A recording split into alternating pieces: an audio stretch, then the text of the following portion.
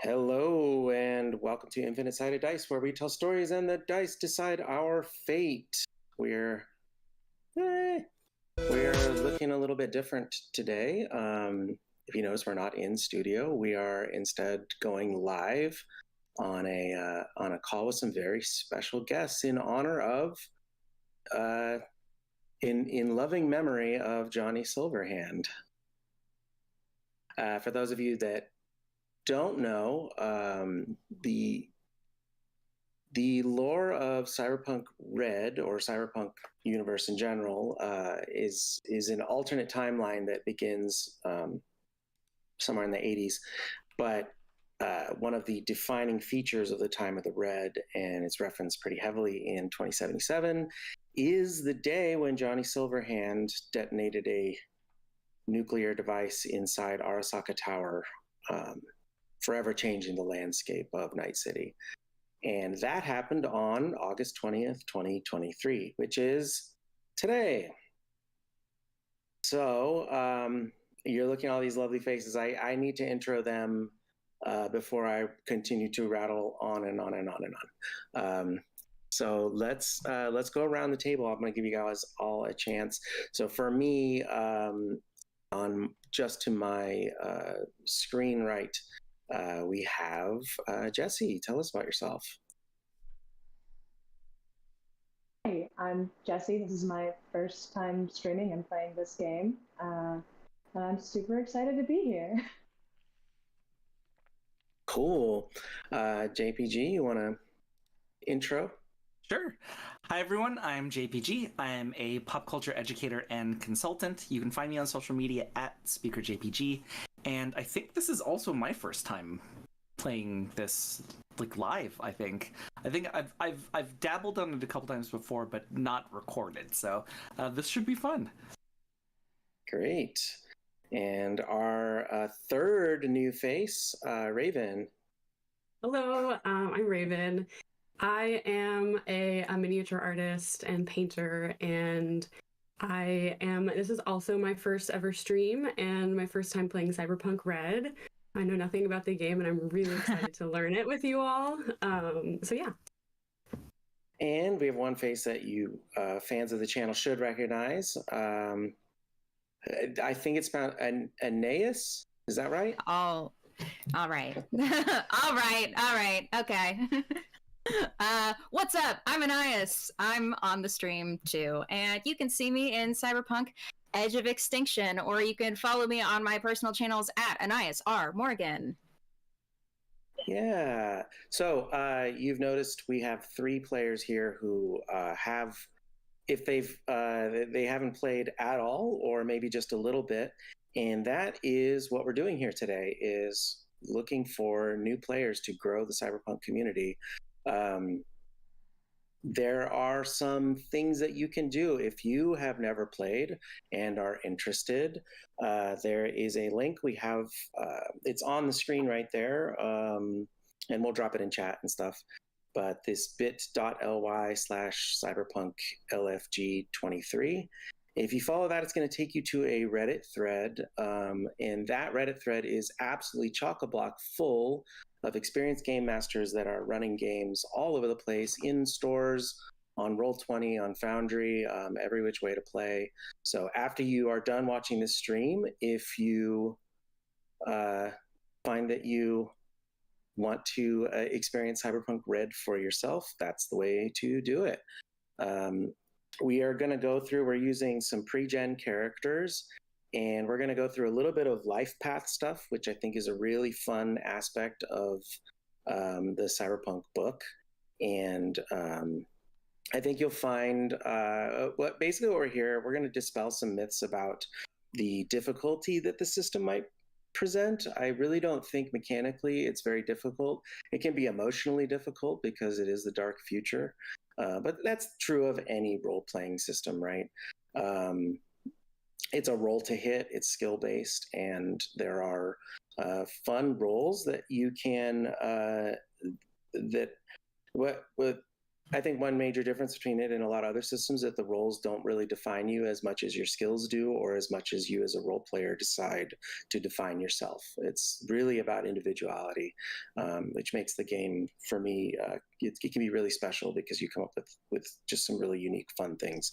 It's a dangerous, and I'm telling the audience, but I'm also telling the players, combat can be more lethal.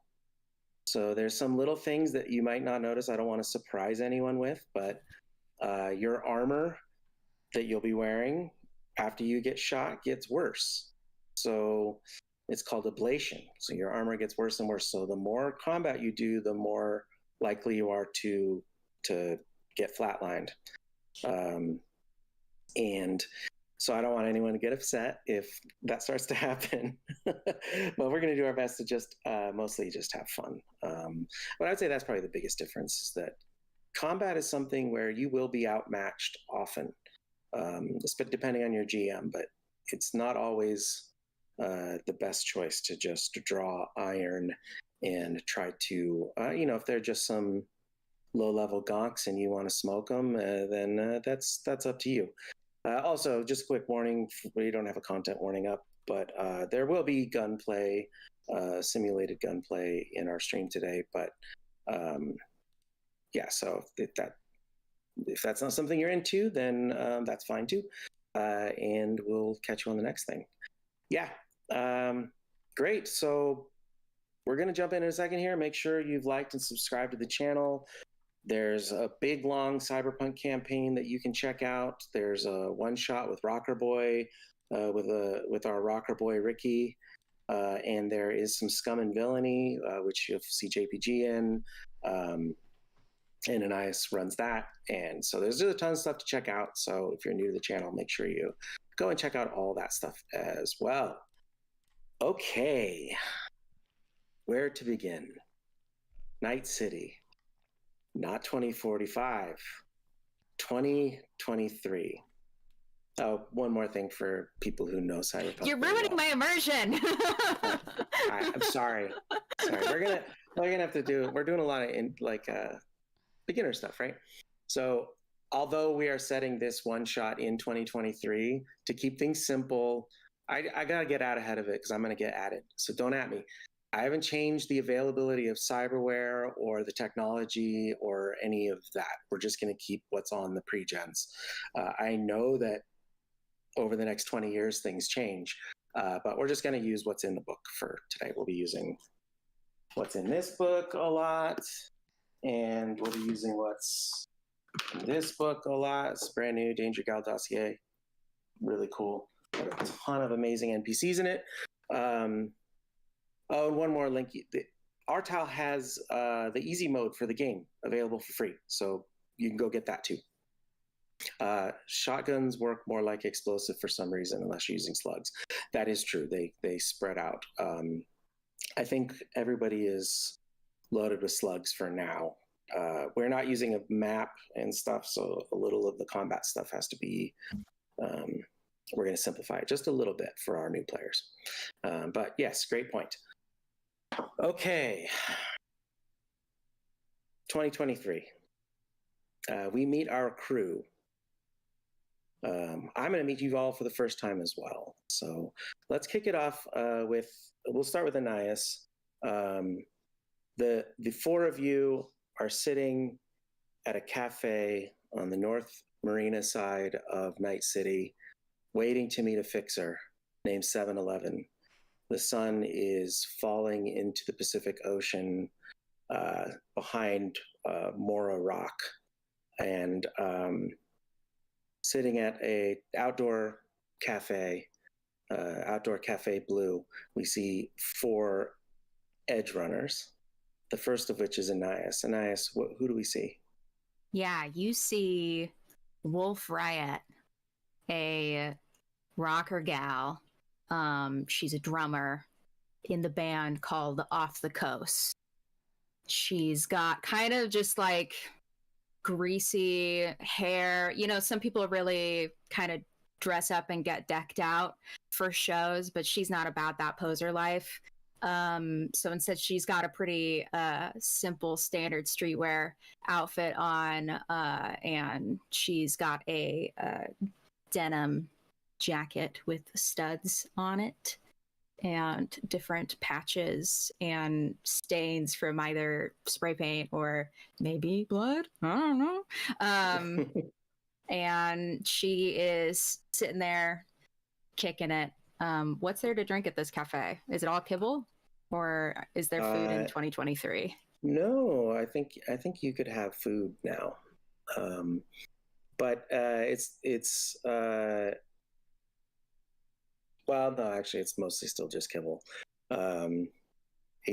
for your price range. Great. Yeah. Well, she's probably, if there's liquid, she's probably crushing like a Celsius or something, an energy drink. And energy drinks. Yeah. Okay. Do you mind rolling with me on some of these tables? Yeah. Okay. You already jumped through some appearance stuff, so since you've made decisions about that, we can skip to page 48 where we talk about motivations in relationships. Do you have a D10 handy? Yeah, of course. Right now we're looking at the life path stuff. If you're looking at the core rules, it would be on page 48. Give me a D10 for what do you value most? 8. An 8. It looks like you value power. Whoa. If that bothers you, we can re-roll it. I love it. Let's do it. Okay. And then how do you feel about most people? Another D10. Cool. 8. Another 8. People are untrustworthy and you don't depend on them. Does that sound right? Sounds familiar. Let's pick 2 more of these tables. We don't want to roll tables all day. Things you value the most. Which person in your life do you value the most? Okay. 10. Nobody. There's not a person in your life that you value above anyone else. We're all the same, man. We all came from the same place, just like the others. And let's do a most valued possession. Another 10. Another 10. You're wasting all your 10s. You have a letter, a mysterious letter. With paper? A paper letter? A paper letter. That's fitting. Great. Seated next to our rocker is who wants to go next? I'll go next. Okay, Raven. Okay. Who do we see? So sitting next to Wolf, is that Wolf Riot? Wolf Riot. We see Ace Rex.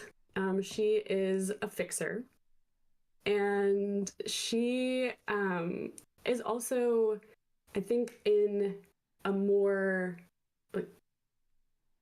muted streetwear outfit, but she has this like deep blue short shorn hair, and these like embedded gemstones around her eyes that are like a way of identifying when people are looking for this fixer.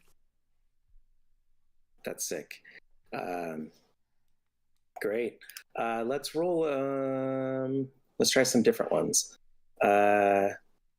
Let's roll your original background. Where'd you come from? All right. D10. Mm-hmm. 9. A 9.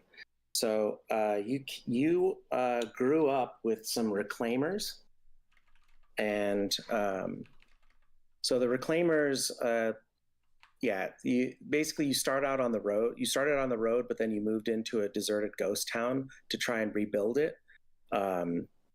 Essentially, like there's some destroyed areas in USA, and your family just was all about like some sort of like dystopian house flippers in a way. Like they find communities and like rebuild them and make them more suitable.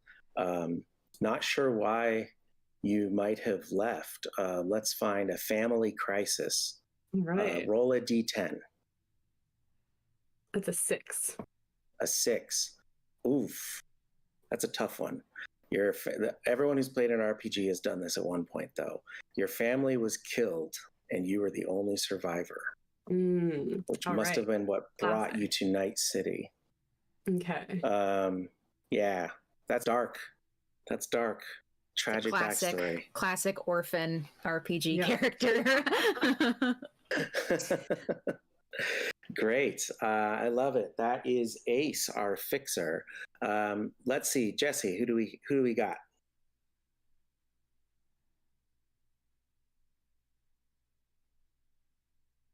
Oh. You're muted, babe.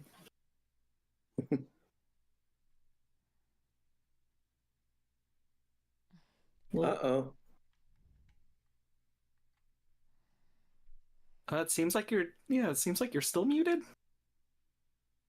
I'm not muted. There it is. Oh, Now okay. There you are. Scared. You know what? It's those Arasaka. We're getting The hacked hackers. by yeah. Okay, so Jesse, who do we see at the table next to Wolf and Ace? Oh no. Pacer. She is kind of put together in these like not run down, like they're very clean, but they're definitely secondhand. Like leather jacket. She has like short, kind of spiky, silver pixie haircut, and yeah, she's just sitting there enjoying a seltzer alongside of Wolf. Great. I think I missed your name. Pacer. Pacer. Mm-hmm. Pacer, our nomad. Let's see. Let's go on here. Let's see who your friends are. Roll a d10 and subtract 7.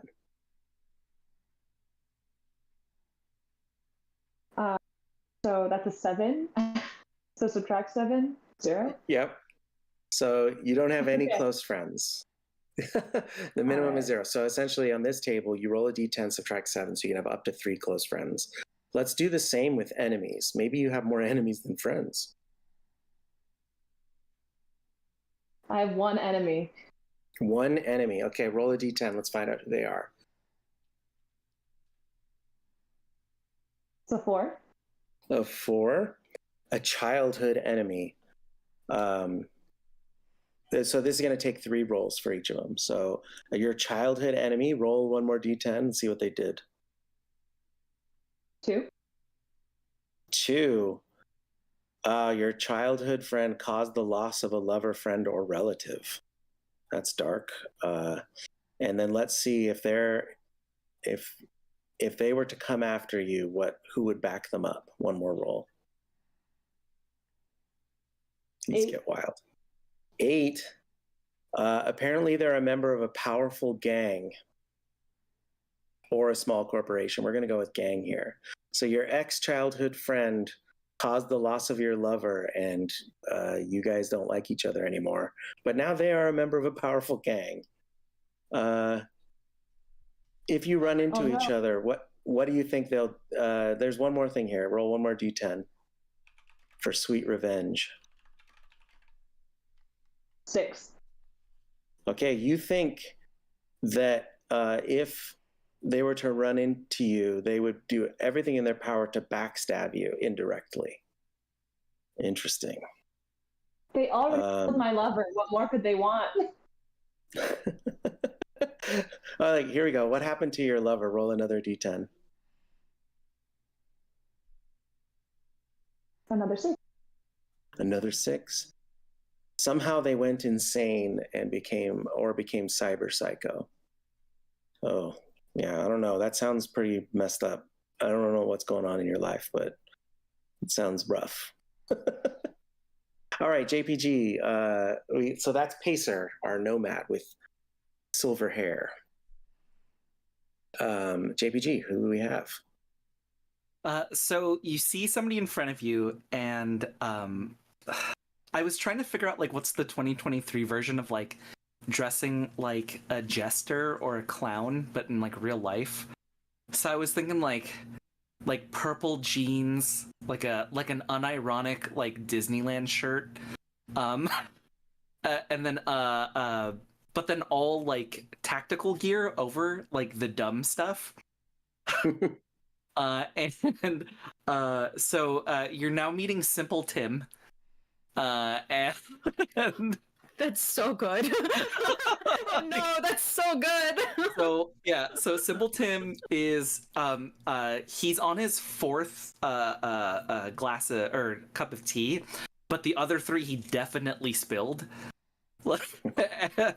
He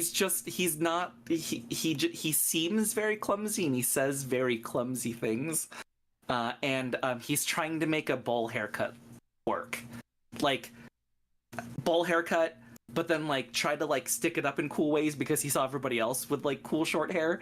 So now he like went into the bathroom real quick and is like trying to like make it cooler. Okay, so I'm picturing a Disney dad, but with a fanny pack full of grenades. Yeah, like the most secret Disneyland DILF. Like, you know, like, just trying his absolute best. Yes. Okay, so then the final table we have here for life path is a life goal. This is usually the wrap up. So if you were playing this and you had time, you would sit down with your GM. You could roll on every single one of these tables and use it as inspiration to build your character out. Anyway, okay, let's roll 1d10 for JPG. I got a 6. So our Disney dad. Your life goal, secretly or otherwise, is to hunt down the people responsible for your miserable life and make them pay. So whatever darkness is hiding behind that Disney dad exterior, I'm sure it'll come you spend out. your life seeking revenge. It's like those fast yeah. pass holders. Oh yeah, right. Yeah. It's just everybody that took all of the reservations at dinner, and I'm just struggling. It's whatever Yeah. happened so that Lorcana couldn't make it to the stores this weekend. Oh. Sorry, that dates this episode. Yeah. Yes. In his unending quest for revenge on the person who stole his Lorcana cards. Okay, great. 2023, August 20th, a cafe in the North Marina, Cafe Blue. Our gang sits. Does your crew have a name? Does your gang have anyone? We should. Anybody got a good name right now? Can we be like the chocolate chips? Like microchips? Oh, that's really good. I don't know. Because I I feel think like I have a better one in me. I think. Oh, let me think. What's another cyberpunky thing? Like, give me just name cyberpunk items. Cookies Okay. is good, right? Can AI. we be called? I think because we're trying to get paid. Cookies? Wait, no. Because we're trying to get paid, can we get called Cookies and Cash? Whoa. Because That's cash is pretty good. CASH. Well, it could be so. The currency in this world is called Eurodollars or Eddies, so we could be Cookies and Eddies. I'm okay with this. Nice is hungry. Yeah. Yes, I could crush a cookie right now. I'm not lying. I could crush one. The data stealers. The Oh no, I want to stick with Cookies and Eddie. what about I'm the good with Cookie Cookies and Eddies. Monsters? Okay, Cookies and Yeah. Eddies. Cookies and Eddies. Okay, Cookies and Eddies. The C&E crew. CNE, yeah. C&E Probably down for trying- a little B and E. Yeah, exactly, right? Okay, there's two members of your crew that are not at the table. There's a med tech by the name of Jensen that is back where your home base is located. If you look at the map, you can see. I was about to like point at it with my mouse, which is not going to help you at all. But you see the upper, the sort of northwest corner. That's where you guys are. Pacifica Playground is down lower. You can't actually see it on the stream, but there's just below where the water is, not on this peninsula, is your turf, let's say. And you've traveled all this way by this auto rail system. It's sort of like monorails that run automatically, therefore auto rail. You took the train all the way up here to meet with this fixer because the sixth member of your crew is in dire need. Your job went a little sideways. Your last job went a little sideways, and one of you is in critical condition. And the tech is doing everything they can to keep. Do you guys have a friend in mind? I was going to give you another friend, but MedTech Jensen and... I would, except I was told that I value no one and don't trust people as a rule. So I will be sticking to that. So I can't imagine I would care about. I can't imagine Anais playing a character that doesn't. What do you mean? How about the rest of you? You're let's say so we have, who would we be missing from our tech? The young tech by the name of Ratchet. He was new to the crew. He's only like 18 years old, running maybe 3 missions with you guys before he took some shrapnel in the shoulder, severed an artery, and he's on death's door. But Jensen's keeping him alive while you guys pick up a specific piece of cyberware that's going to be able to replace the damaged parts of his body.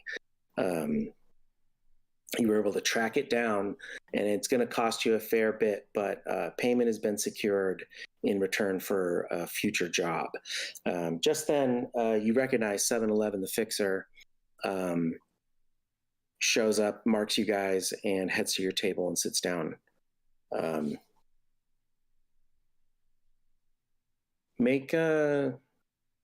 Who's to lead this conversation with the fixer? I mean, it'd have to be our other fixer, right? Yeah, I feel like it would be me. Yeah. Yeah, okay. So yeah, you definitely negotiated this job, this exchange, and you're meeting. You just know of 7-Eleven. You know he calls himself 7-Eleven because he says he can get you whatever you need, 24 hours a day. I don't know why it doesn't make sense, but make a human, if you can find the skill human perception. Okay. Make a human perception check. All right. So when it says stat, level, and total, what does this mean on my sheet? Yeah. Okay, great. Our first rules question.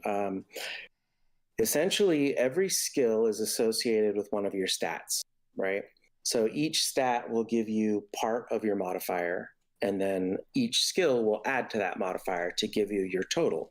So for every time you do a skill check in Cyberpunk, you're going to roll a d10 and you're going to add that total score to that d10 for your roll. Okay, amazing. Yeah, and so you need to beat the difficulty value.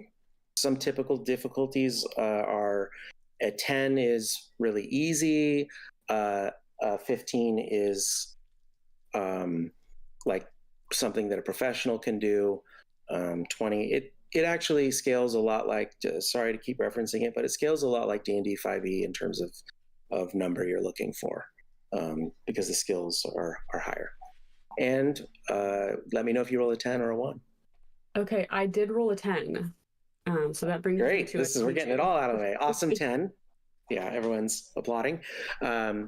What we have in Cyberpunk is what's called exploding dice. So when you roll a 10, you roll another d10 and add the scores together. Okay. Okay, so that was a 3. So that's a 25 total. A 25. Okay, that is extremely high. With that, you notice that as 7-Eleven sits down, he is trying very hard to play cool, but you catch his eyes darting from side to side like he's looking for somebody else, or he seems a little sketched out. I got what you need. I got the Schrodinger's device. It's a little black box. He says, remember, don't open it. If you open it, expose it, it could be destroyed before you use it. All right. And what are you asking in return for this device? Well, now that you mention it, I gotta raise the price. Everything we agreed to, plus I need another 500 heads. Well, no, that's not what we agreed to. Listen, I went to a lot of trouble to get this thing. I understand trouble, and I'm telling you, we made a deal, and I'm walking out of here with that device, and you're walking out of here with everything we agreed to, and not a penny more. Yeah. He meets your gaze, trying. He's no noob. He's a experienced fixer, but you can tell you've got him on the ropes a little bit.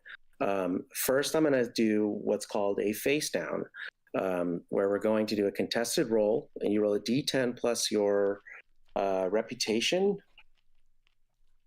Okay. She rolled so bad. You're going to try to beat an 8. So your rep will be a 4 right now. Okay. Ooh, a 5. I got a 1. You rolled you rolled a 1. Okay. Yeah. So the other side of the exploding dice, you're really doing a really great job of helping us learn the game today by rolling these.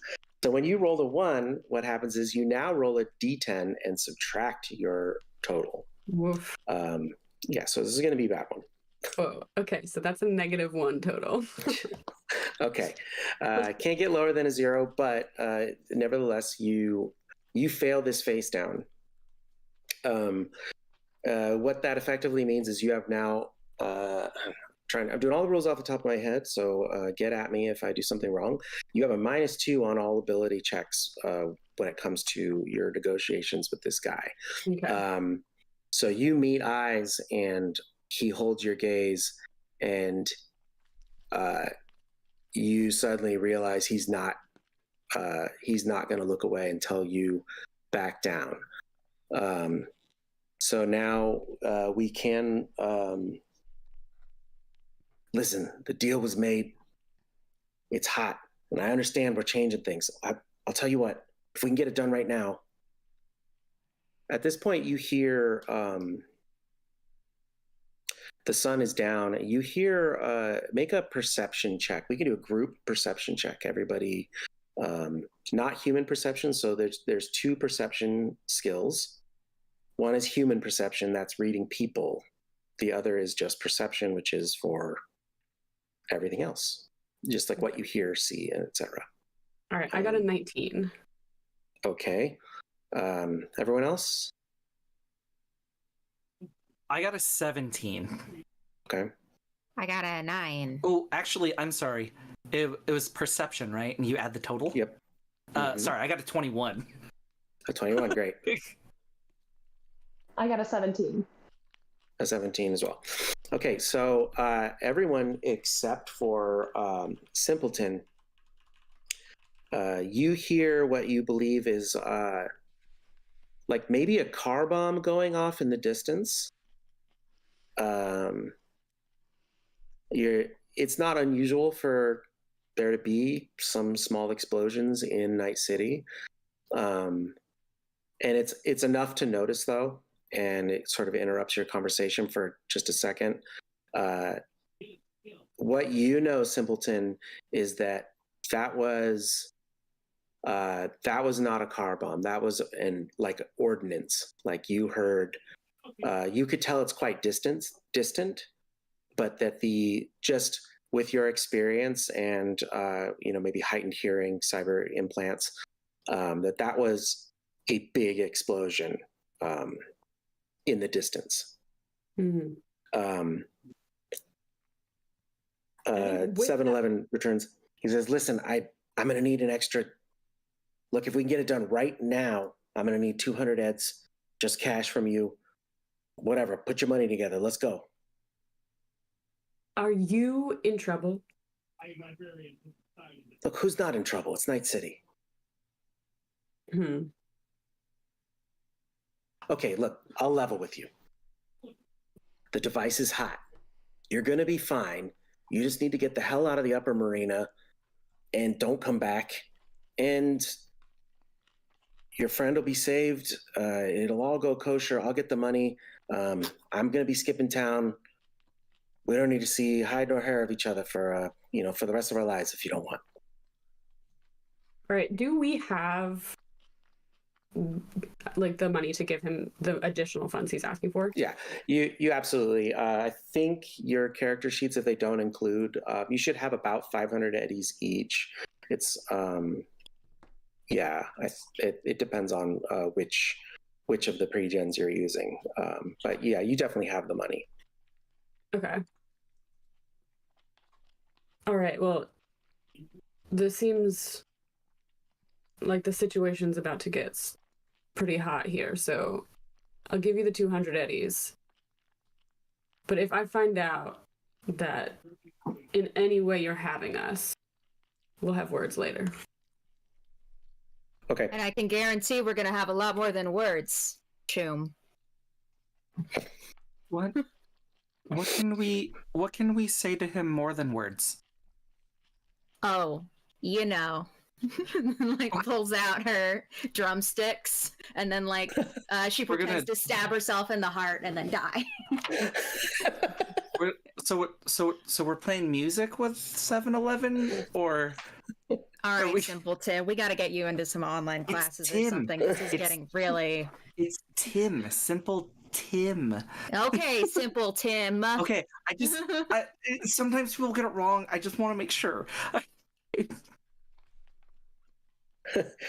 But it's just out of the game for a second. Is it really Simpleton and I heard it wrong? Tim with an M. Yeah, like the name Tim, but simple in front of it.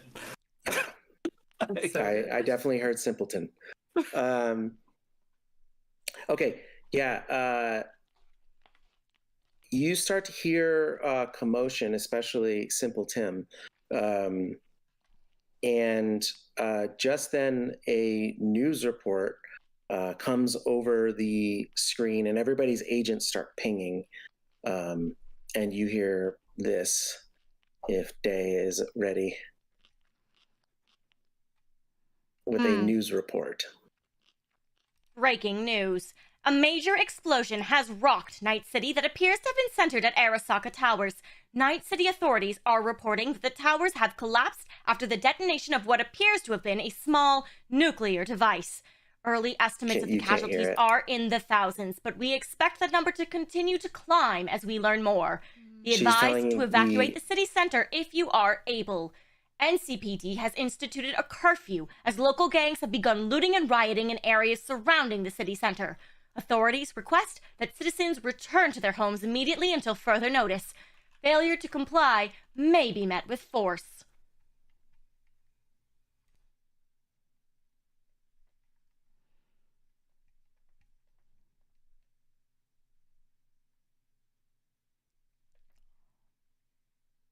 Okay, I don't know if you caught all of that, but it was a news report came on the screen announcing that a attack has happened at Arasaka Tower. A nuclear device, reportedly a nuclear device has been detonated in the tower. Thousands dead. The death toll sure to climb. A curfew has been instituted. Mass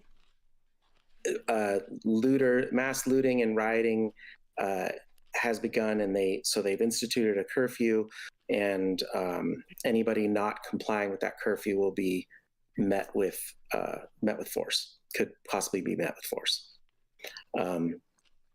At this point, 7-Eleven pushes over the box and says, and snatches your payment off of the table and says, "You better make for the train fast. It's bound to get ugly up here." and he ducks out of the cafe and disappears into the street. You hear commotion on the street, people sort of like running around and trying to find cover. All right, I think I'll reach out and grab the box and pocket it, and just look towards Wolf Pacer and Simpleton. And all right, shall we hurry on back? Ratchet needs us. Is it like I think we full? should hop into my car. Oh, go for it. Sorry. We should just hop into my car real quick. You have a car? Oh, you do have a car. Car's not here. The Nomad does have a car, but you guys took the train up here. Oh, okay, but it's like chaos and stuff all around, right? Yeah, people are starting to go a little nuts. The cafe clears out. People are running for cover. You hear the telltale sound of aerial vehicles starting to circle. Could I use my training and specifically the skill tactics in order to find like the shortest way back to the train? Yeah, absolutely. Make a ability roll. All right, that's a D10. So yeah, I got an 8 plus a 13. That is 21. 21. Yes. Yeah, your tactical brain. Sorry, this is silly, but navigating a crowd is yes, you use your tactical brain because he goes to Disneyland so much. He's really good at fighting the crowds. You always turn left. No, he knows exactly where the ebb and flow of traffic is going to be, right? And he anticipates it the whole time. Yeah, you remember the train station is 6 blocks away. And the crowd, you see which way they're moving, and you duck into an alley. And you guys are heading toward the train station now? Yeah. You duck into a side alley and are able to move quickly. It's a little bit of a longer route, but you're avoiding all of this crowd of people, which is good because you hear on the main street, there's a breaking of glass and then some quick gunfire and someone on a megaphone telling crowds to disperse. You travel by these alleys and make actually with that was a really high tactics roll. You get to an intersection and everybody's about to like go running into the street, and Simpleton like throws an arm out and stops you and pushes you back behind a dumpster, and you see NCPD cruiser go by, like 3 of them, kind of like no lights but no sirens, shoom shoom shoom, and you wait and wait and wait. And then the street clears, move across the main drag to another alley, climb a ladder, get to a rooftop, and move to the edge of the roof and wait for the crowd to clear. Make your way back down a fire escape, and sure enough, you can see you're on one corner, and across the street, caddy corner, is the train station. And you clock the train.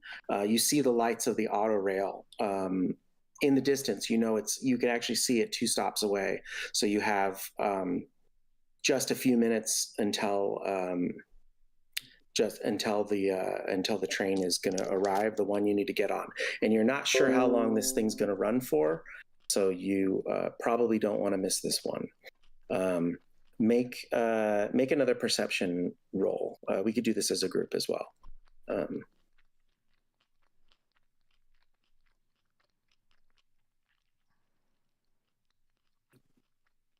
16. I also got a 16. Great. I got a 12. I got a 22. Yeah, so our solo is living up to his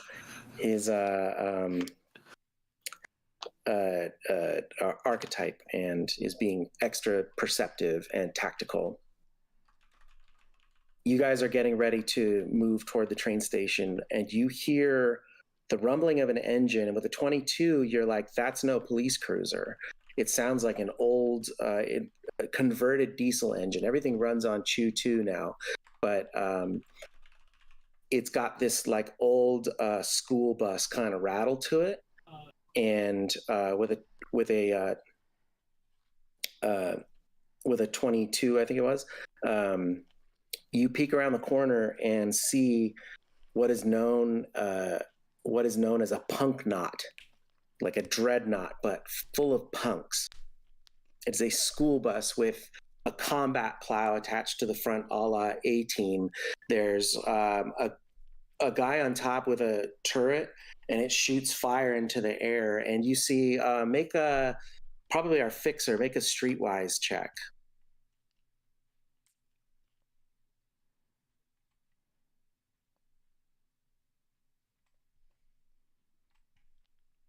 It's an 18.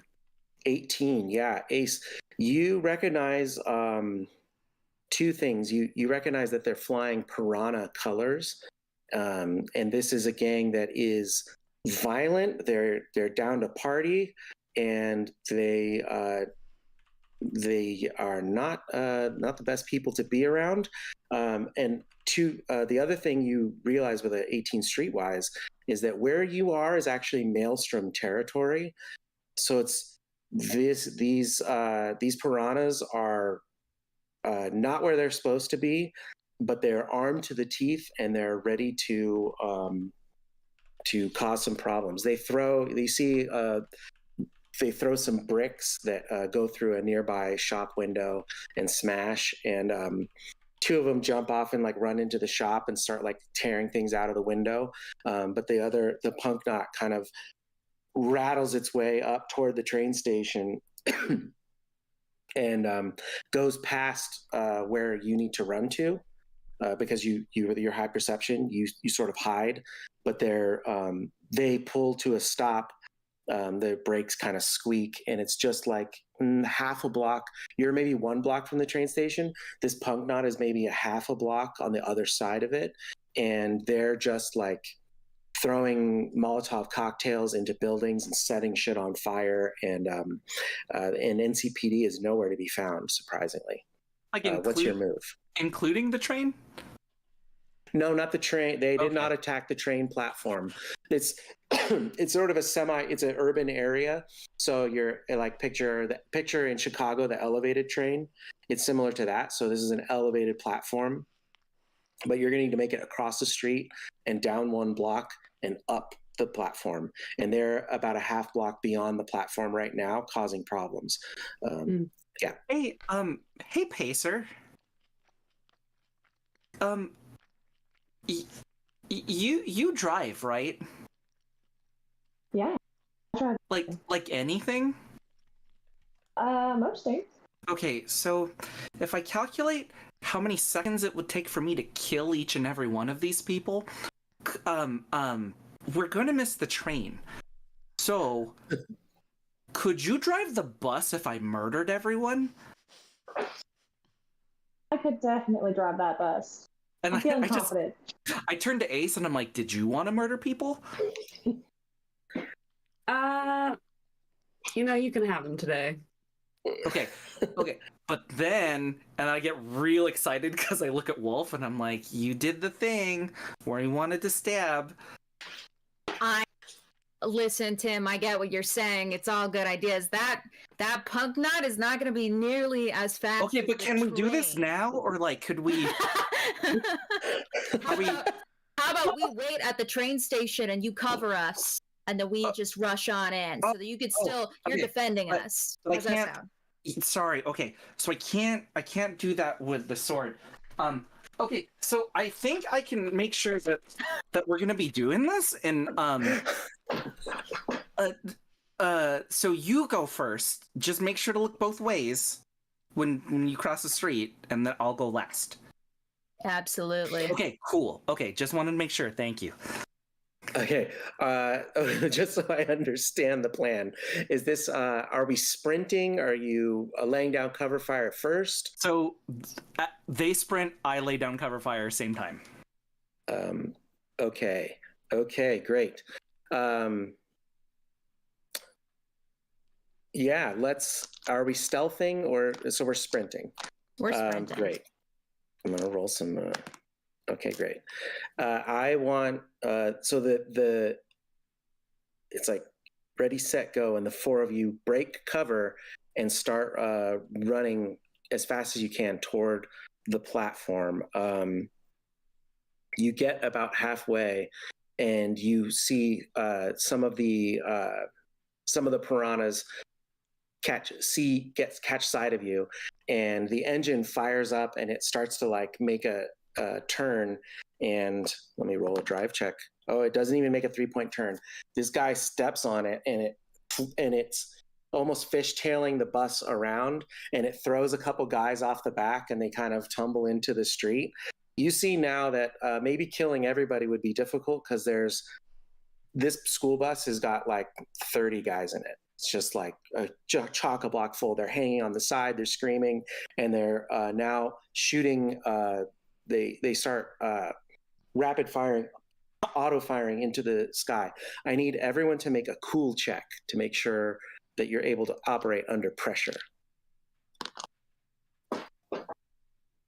10. Well, for the cool check, is there a specific stat that we're going to be adding to Yeah, that? so there it's is. right Yeah, up yeah. at the Found it. top. It's one of the found it. main. So you're gonna add your will plus your concentration, right? So will plus concentration. Yeah. Okay, so concentration, that's a 6.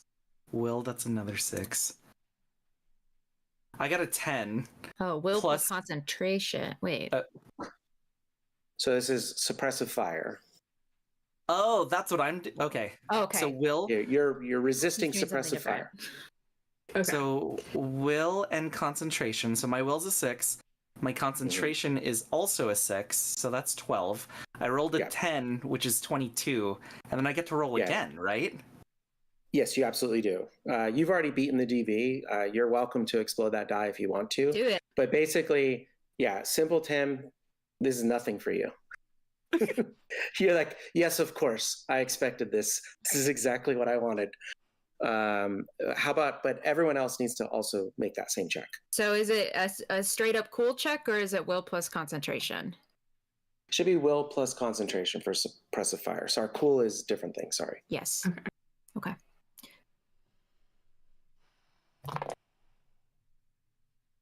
Oh, we rolled 2. Okay. 25. Yeah, I Okay, got a you're great. 24. Okay, great. I got an 18. 18. I need to actually now check here. Plus 12 is going to be okay. As you're running, you guys are at full sprint, but as they open fire and spray down across the street, Pacer, you fail this check. What happens is you have to take cover. So sorry, I need to clarify. I didn't ask pronouns on all the characters. Is Pacer she or okay, she, her? Yeah, she, her. What about Tim? Is he, Simple him? Tim's he, him. Ace? She, her. Okay, great. And then Wolf. Also she, her. Okay, great. Just realized I started throwing pronouns and I wasn't sure I knew everybody's. So she dives behind a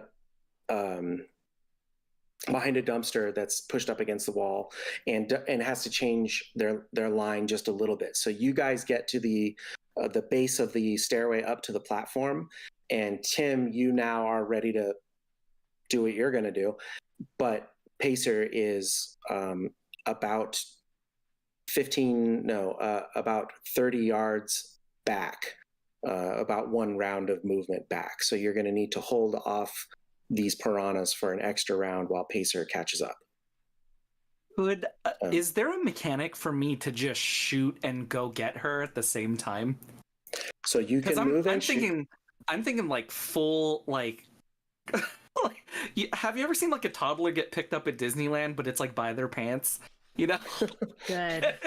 Good. So it's just heavy rifle in one hand, just picked you up on the other. Like, sweetie, it's okay if you didn't tie your shoes, that's fine. Like, yeah, I get the idea. With your assault rifle, it is a two-hand weapon, so you could shoot on your way to grab them, but you'll need to. You won't be able to aim once you pull Pacer up. oh, that's okay. Well, yeah. who needs aiming at this point? There's 30 of them, right? Like Yeah. all in the same So- general direction. Well, that's okay. Let's actually, since we're doing this, since we didn't make it to the platform in time, let's actually roll initiative to see if you can act faster. Okay. So I'll go around. I'll start with Jesse. What you got? What do I add for initiative? What do you add for initiative? This is plus reflex, so REF.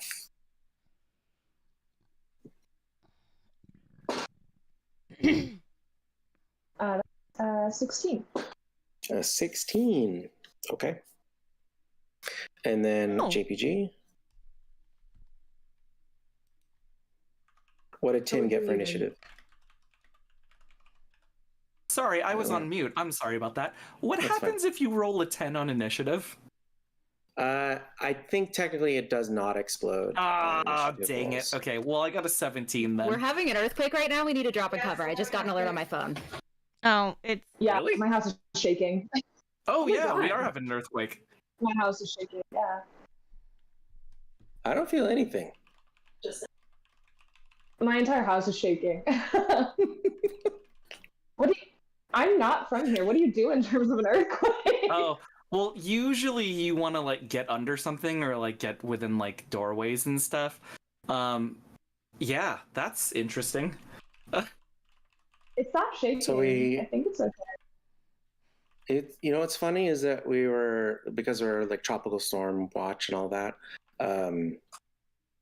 Hey chat, what's up? Someone actually blew up the tower. Yes, this is the earthquake. That actually canonically in Night City there is earthquakes happening because a lot of the island is built on fill. The island wasn't big enough to contain the city, so they added extra earth underneath. So after the collapse of the towers, the fill started to loosen up underneath buildings. So there continued to be aftershocks from the explosion. So this is just a lot of immersion. It's 4D.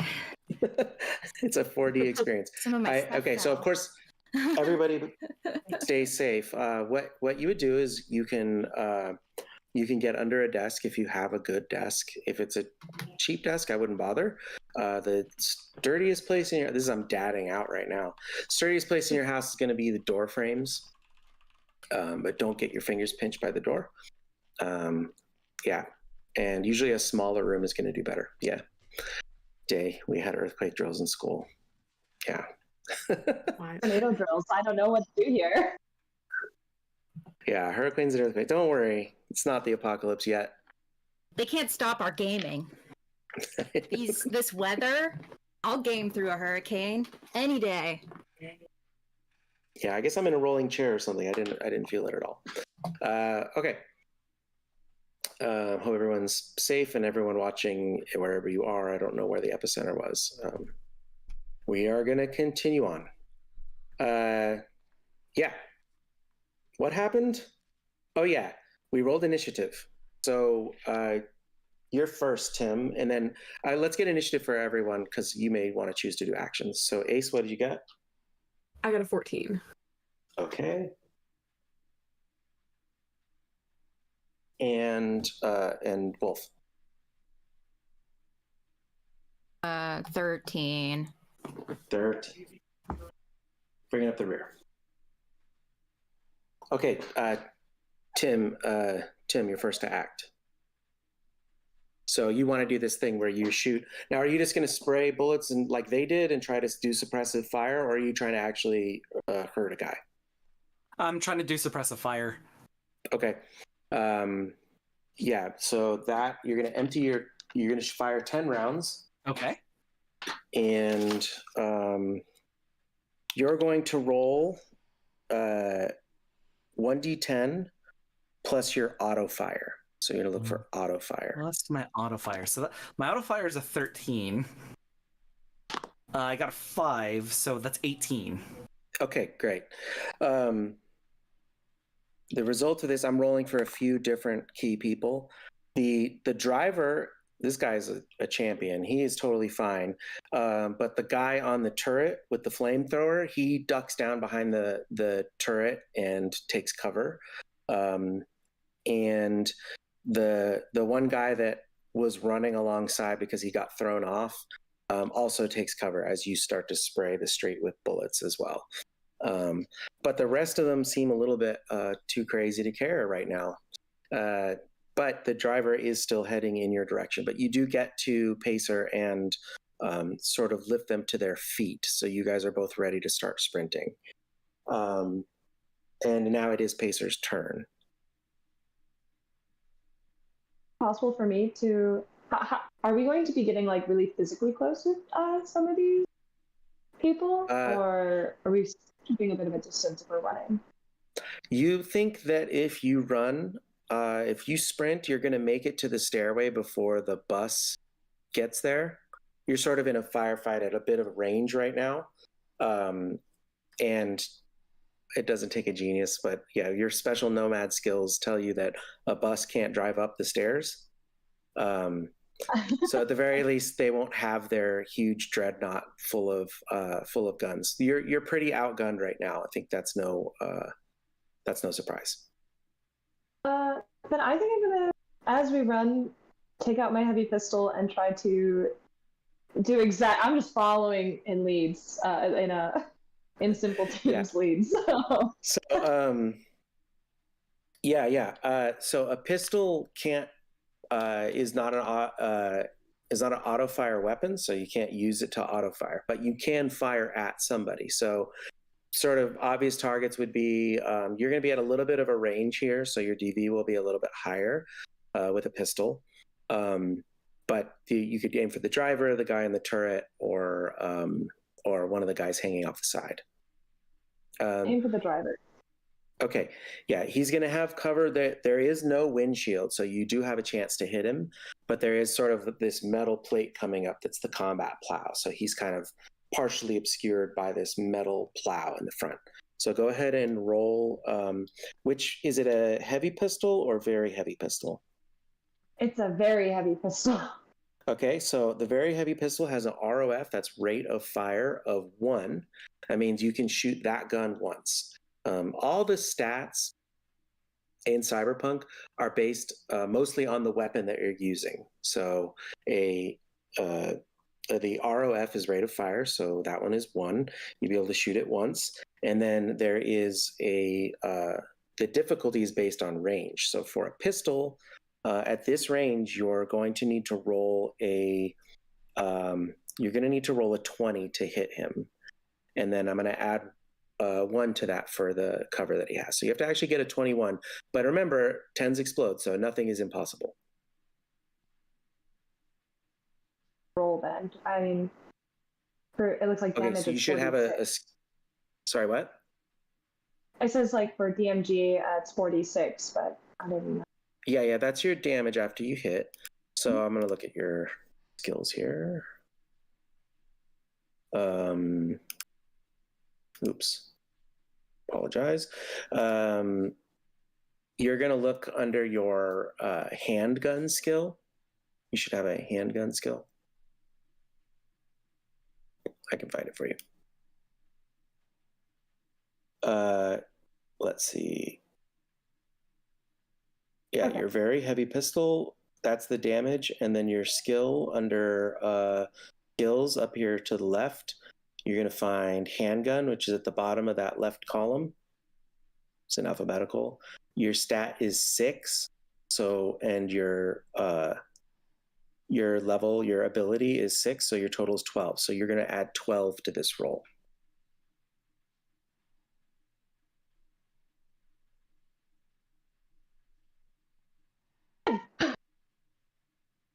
So that was a positive reaction. I didn't. Oh, but no, I rolled a 10. So that's roll a 22. So I think it's a 22, but you explode. So roll your d10 again. No, it's good. okay. Oh, that's a 9. So that's 31. A 31.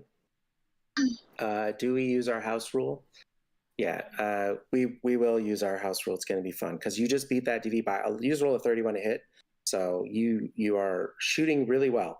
Roll your 4d6 damage on this guy. I just want to let you know that Simple Tim is just crying out of being proud. Like just right behind you, just tears in his eyes, just like, oh my gosh, they're growing up.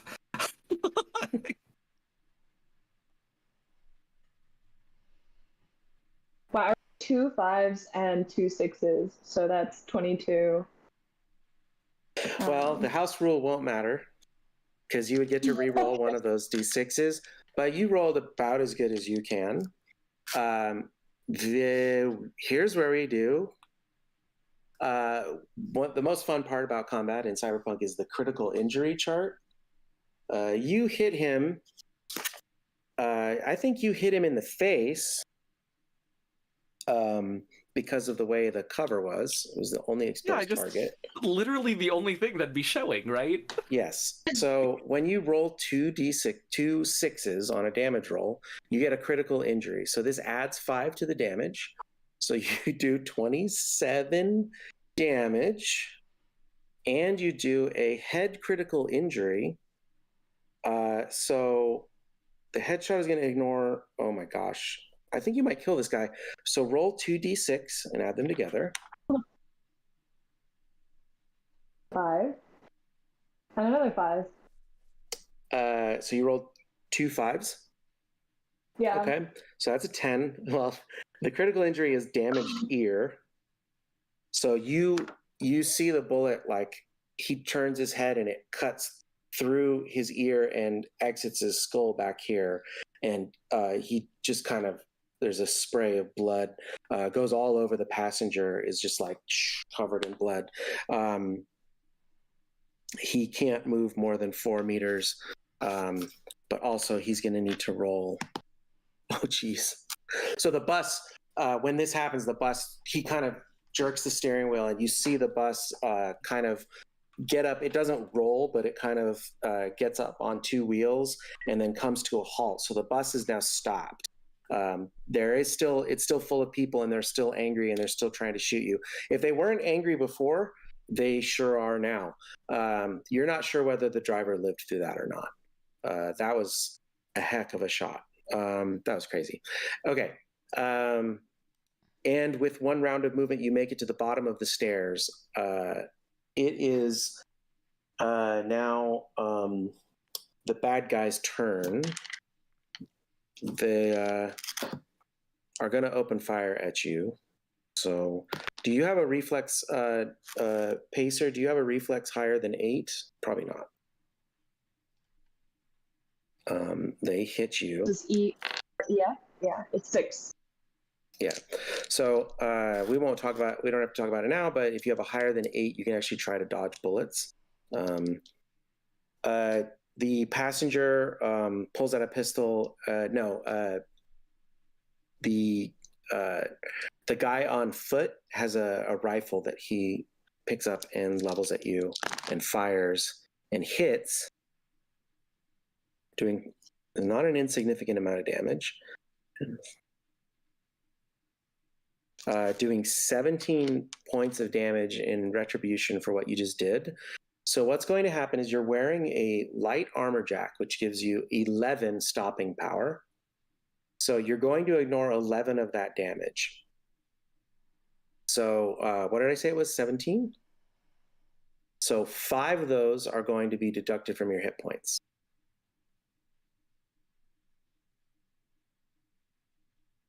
Okay.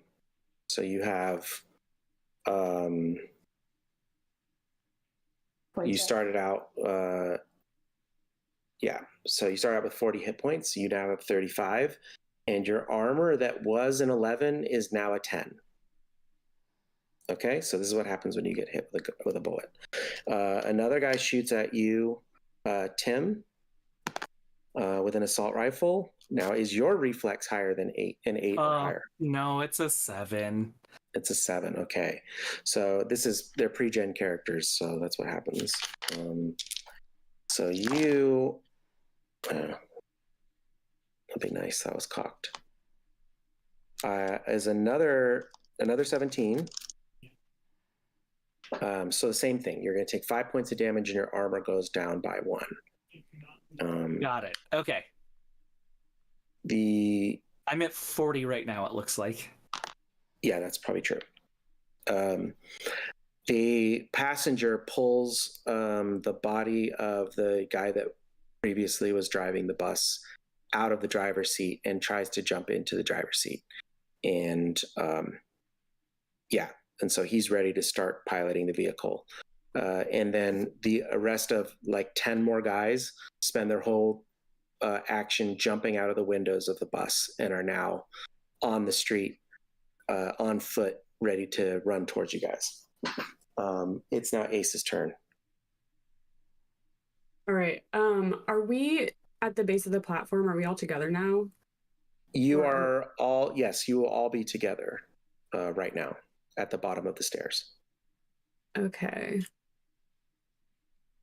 I want to get on this train. Do we know when the train is leaving? Yeah, Like make a perception check. Okay.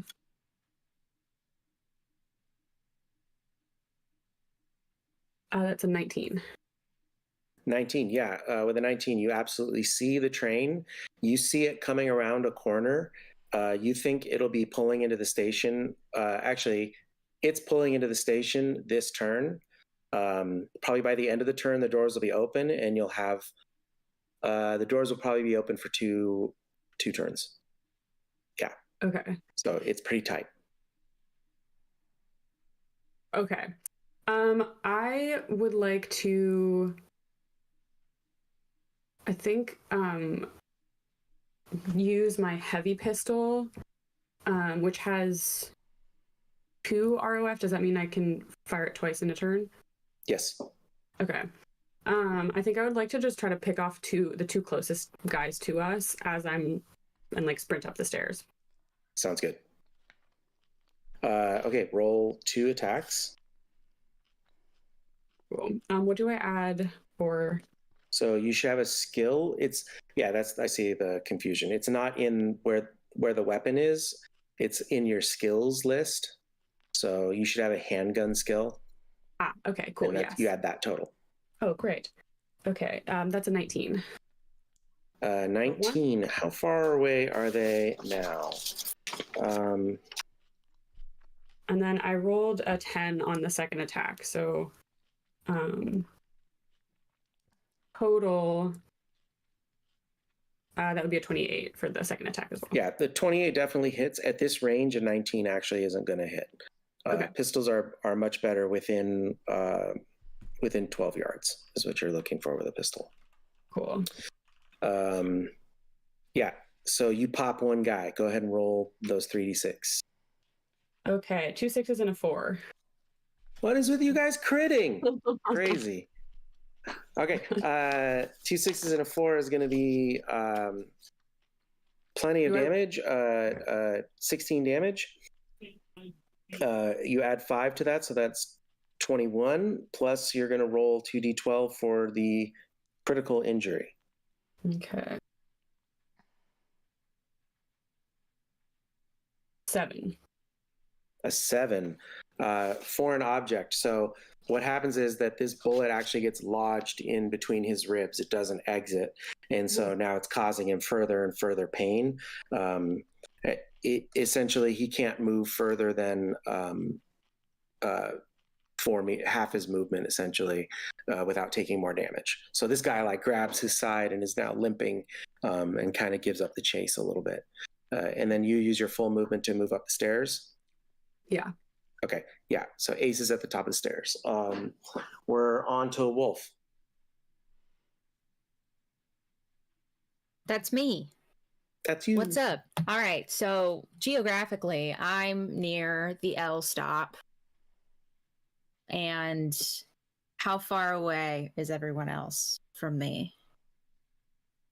So your Ace is at the top of the stairs. Everyone else is at the bottom of the stairs with you. Okay, cool. And how are the crowds generally like out? So the streets have been cleared of civilians. Everyone that got the evacuation notice hid. The cops moved to suppress a riot up north of you, but the bus is essentially on the street looking around. Anybody with any sense was avoiding this punk knot. Great. I have this glow-in-the-dark spray paint in various colors. I would like to graffiti the train stop in our gang colors, since we're definitely a gang now. And it's gonna be like, I guess it'll say, I think it's a picture of a cookie and then the Eddie symbol. Okay. In our gang colors, and which I don't know what they'll be. Is there a table in Cyberpunk for me to roll on for colors?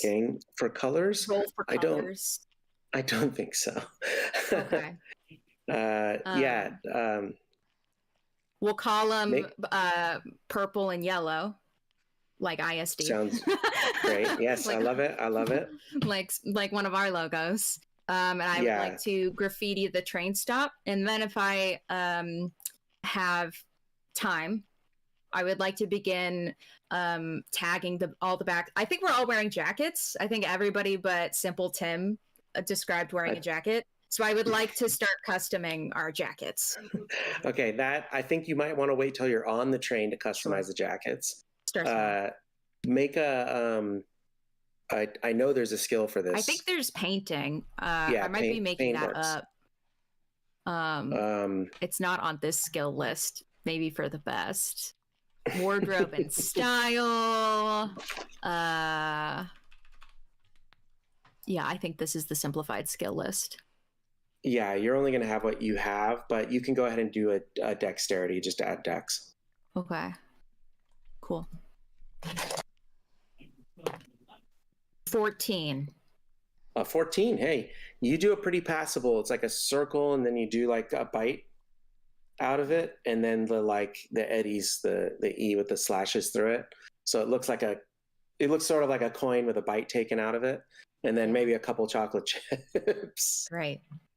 Yeah. And then I'll write fuck the piranhas. Okay, in 3 seconds, you don't have a whole lot of time, but you do get off a pretty decent tag. What about F you fish? How's that? Yeah. Okay. F you fish, and I think we got tagged by the fuffish. So then, and then you move to the top of the stairs. Yes. Okay, so you make it to the platform. It is. We're back to JPG. It looks like two of the more determined piranhas are close, and they're going to make it up the stairs with you if you don't do anything to stop them. I want to use this time to mechanically show our audience how a melee strike works. So how would we be able to do that? Yeah, sure. Here's what you do. We're gonna play with the time a little bit. You and Pacer acts right after you. Okay. Just gonna try to not look at that and be distracted. Only I have it here and I have it here, so it's just a lot of JPG with a sword. You guys can both move together, and you can stop at the top and save your action for. Technically, this would be with a gun usually, but yeah, you can. Okay, here's what you do. I'm gonna have you roll a stealth check. Okay. Yeah, just bear with me. I think I got you. So stealth check. I rolled a 4 + 8. That's a 12. Okay. Great. I'm going to keep that in mind. Okay. Pacer, do you want to do anything before you run up the stairs?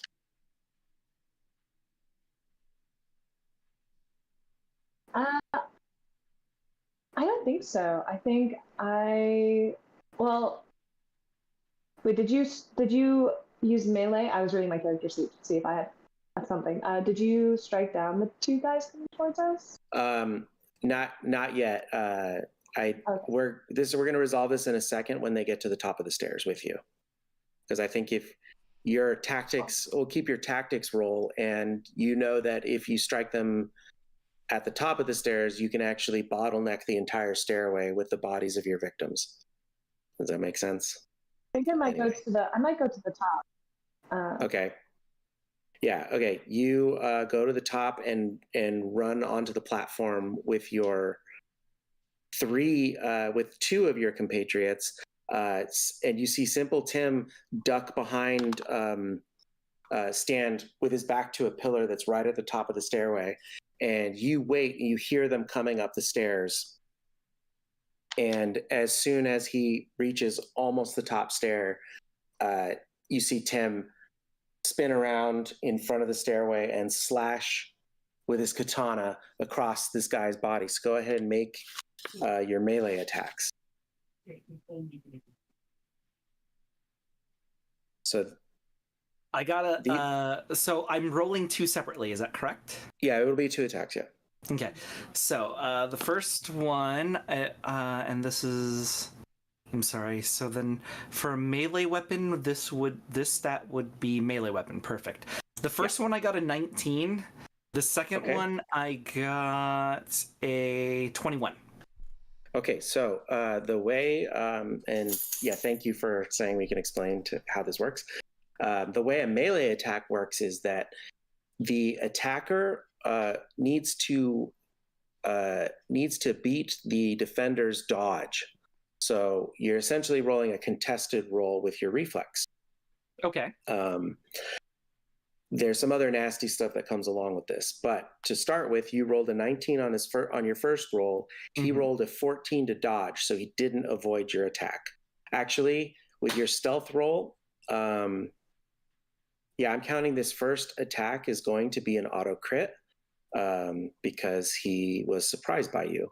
Go ahead and first roll your damage. So damage for a heavy melee weapon is 3d6. So then, whoops. So that's 3d6. I got okay, so I did a total of 12 damage on that one. Okay, 12 damage.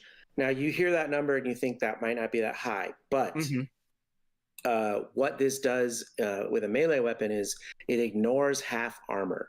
So typically, if someone's wearing an 11 stopping power armor, 12 damage would be just 1 damage.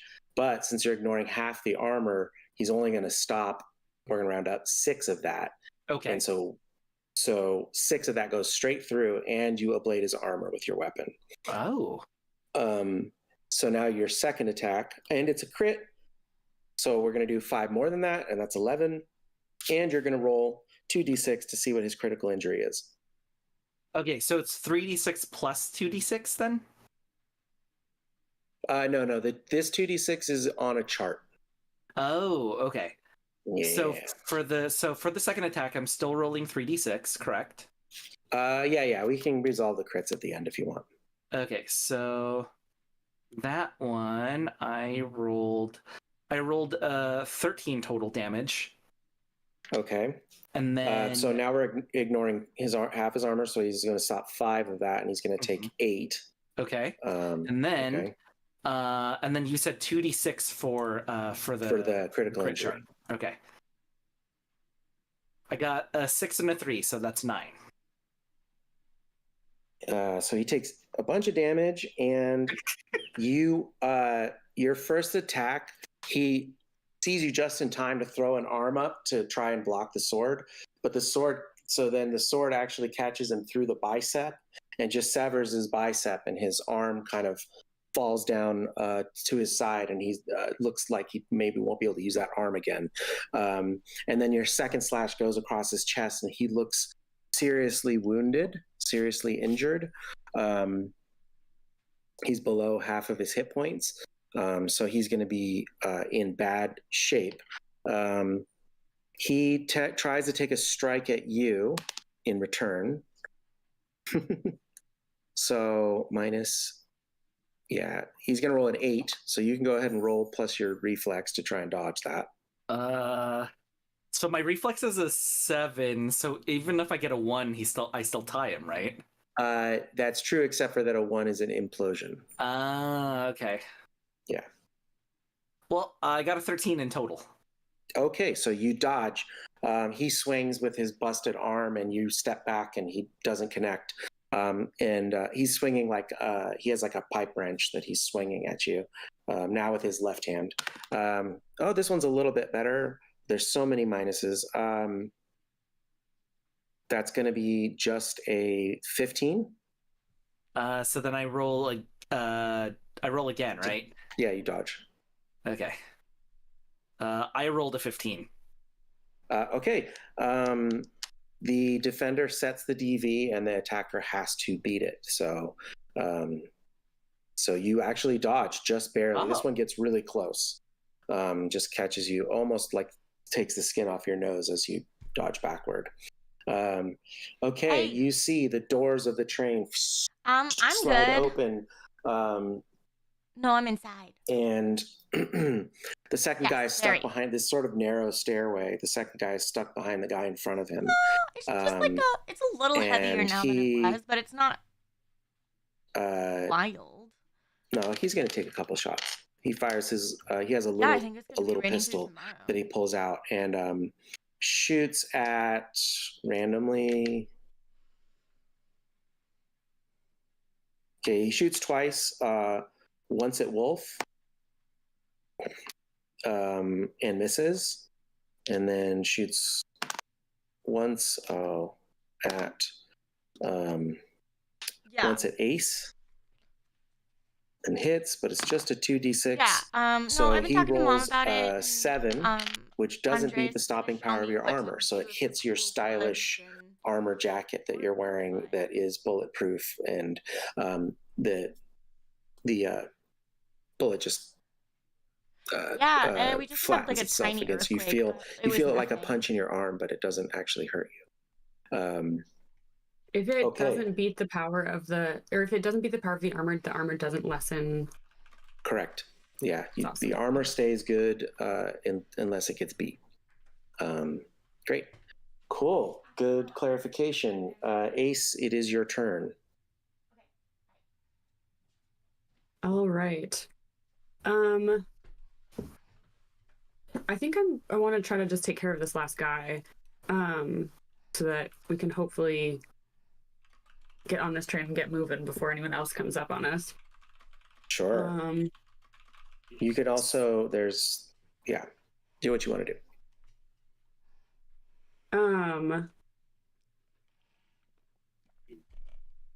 So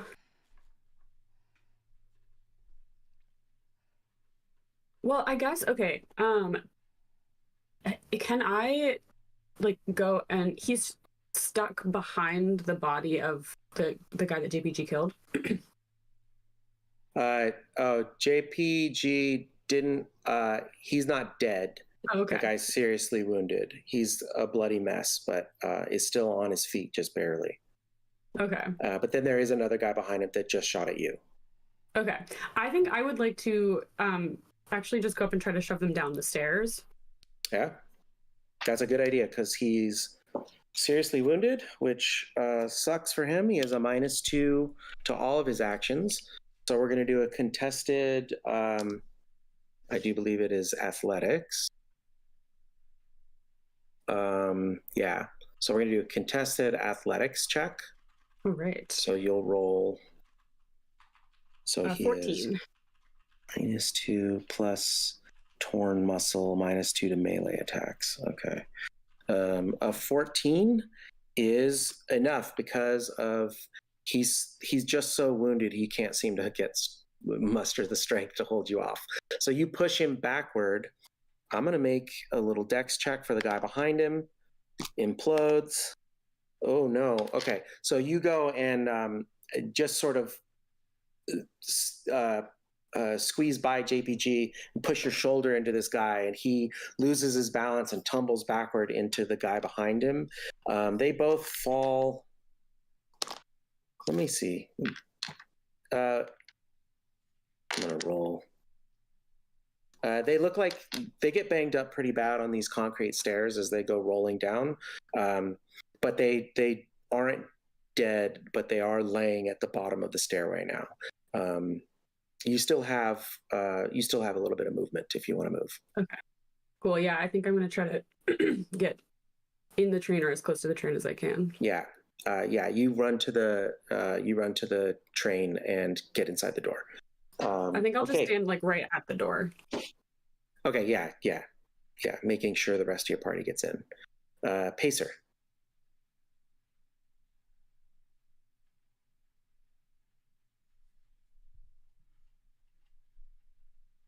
Did you mean Wolf?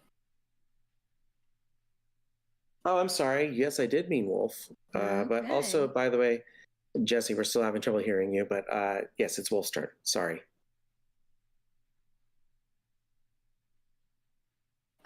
Great. Okay, so we're getting in the train car. I'm gonna get in the train car. That's what we're doing. Okay. So that's what I do. Okay. Yeah. Do you do it in any special way? Well, I think that I just like look cool while I'm doing it. You look cool. Yeah. You have any parting words for these guys? See you in hell, idiots.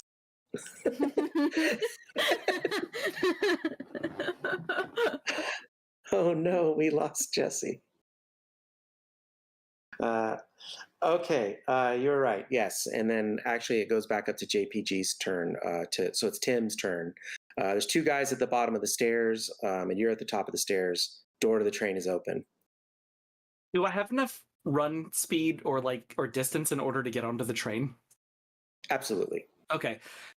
And then the only other person that's outside of the train is Ace right now, right? Because she's standing right outside in order to keep the door open. Yeah, she is at the door of the train. Pacer is not in the train yet either, but will be. They're on the platform near the door. Okay. You're the furthest back right now. There's guys at the bottom of the stairs. The bus has regained control, and it's pulled up to the bottom of the stairway. And you see the guy with the flamethrower turret is pointing it sort of up the stairs, but his own guys are in the way right now. Yeah. Is there... Oh my God, this is so dumb. I'm so sorry. Because I want to make sure that everybody is on the train. Is there a way for me to just tackle the both of them into the train as the doors close? If I use crawling. Sure. No, we would just make an athletics move. Oh, an athletics? Okay. Oh, that's great, because that's a pretty good number for me. Yeah, okay. So you sling your rifle over your shoulder, and you see the two of them, and you just kind of do one of these, grab both bodies and push, or first you grab Pacer because they're close, and then you're just gonna, so go ahead and roll athletics. That's a 17. A 17? Yeah, Yes. That's enough. You move Pacer toward the door. You guys get there and onto the train, and the door is open, and you see Pacer moves after you. You all get onto the train, and the door is still maddeningly open. Two piranhas come to the top of the stairs, and they start sprinting at you. And just then the door, and Wolf is there just in the window with her double freedom rockets pointed at him. And they pound on the glass of the train, but it's an auto rail, and there's nothing they can do to stop it. And it pulls out of the station, and you are on your way back to the Pacifica playground. Okay. let's see. We've been playing for a little over an hour, right?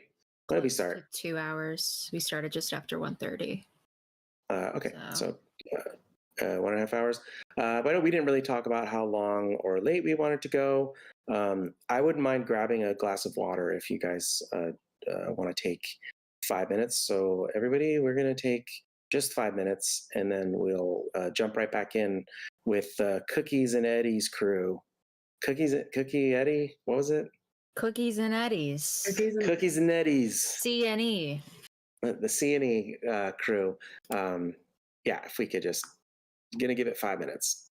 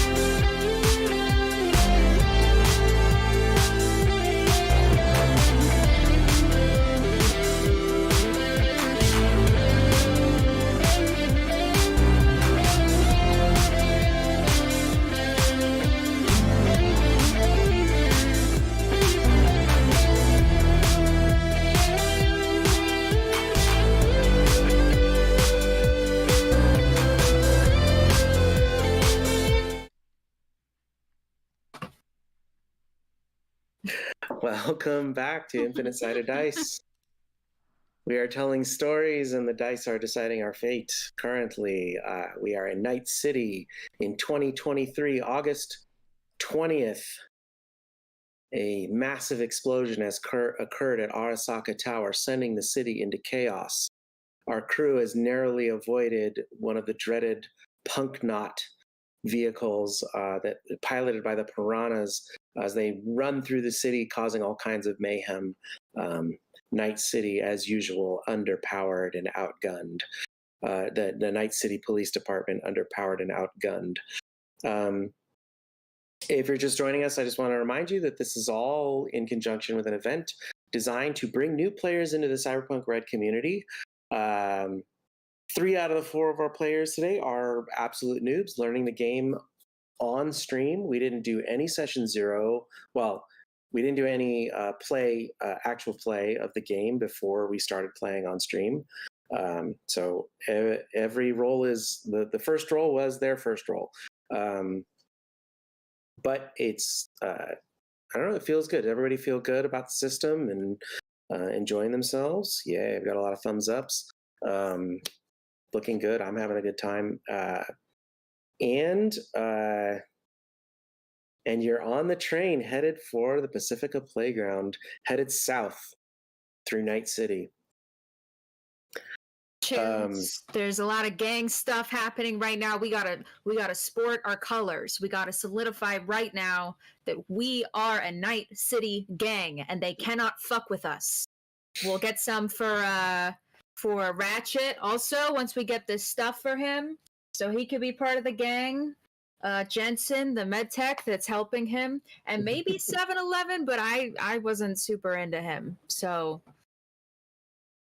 Okay, first off, young lady, language, I will turn this train around. You're joking, right? You listen to my music, right? I thought that was another person singing.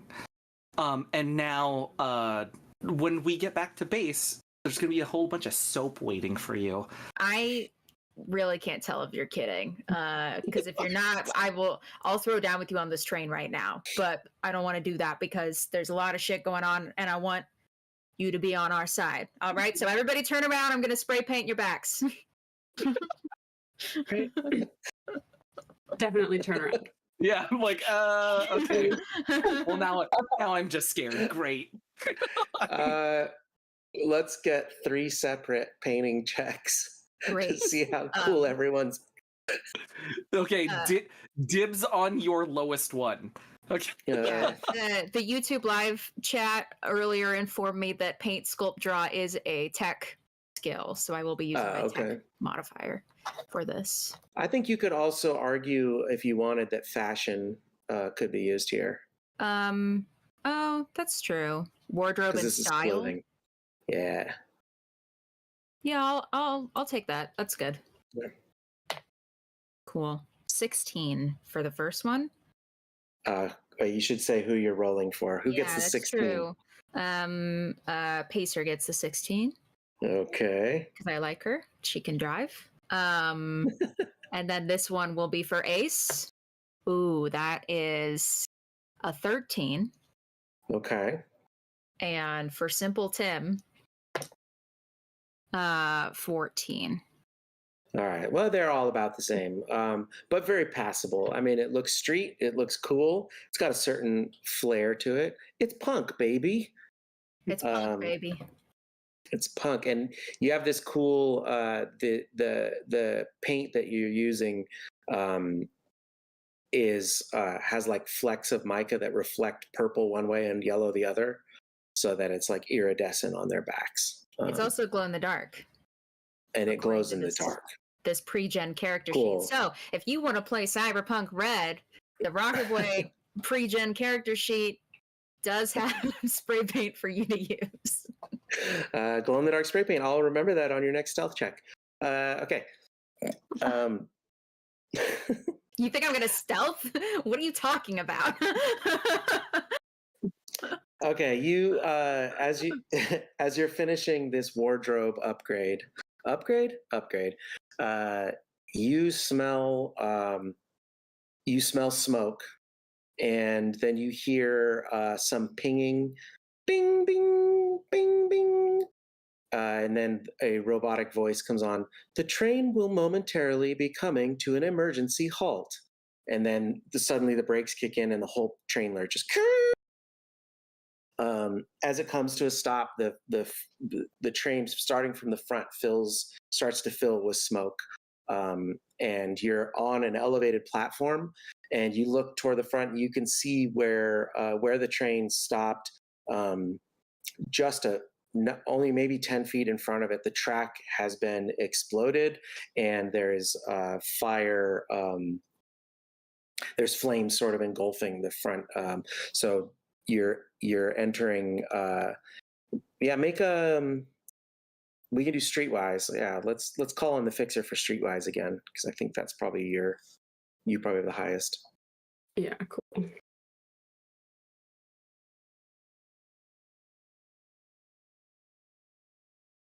Okay, that's a 19. 19? Okay. You know that you are somewhere about halfway through South Night City. And let's see, what else would you know there? You know that that these blocks are usually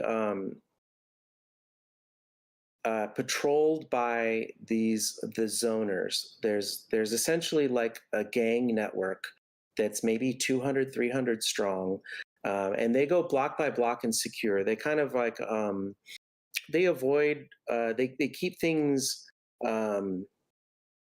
like relatively. They're relatively like neutral good. I hate using that term. I shouldn't have. But they essentially like do what the police should be doing for this neighborhood, but it's sort of an abandoned by the powers that be.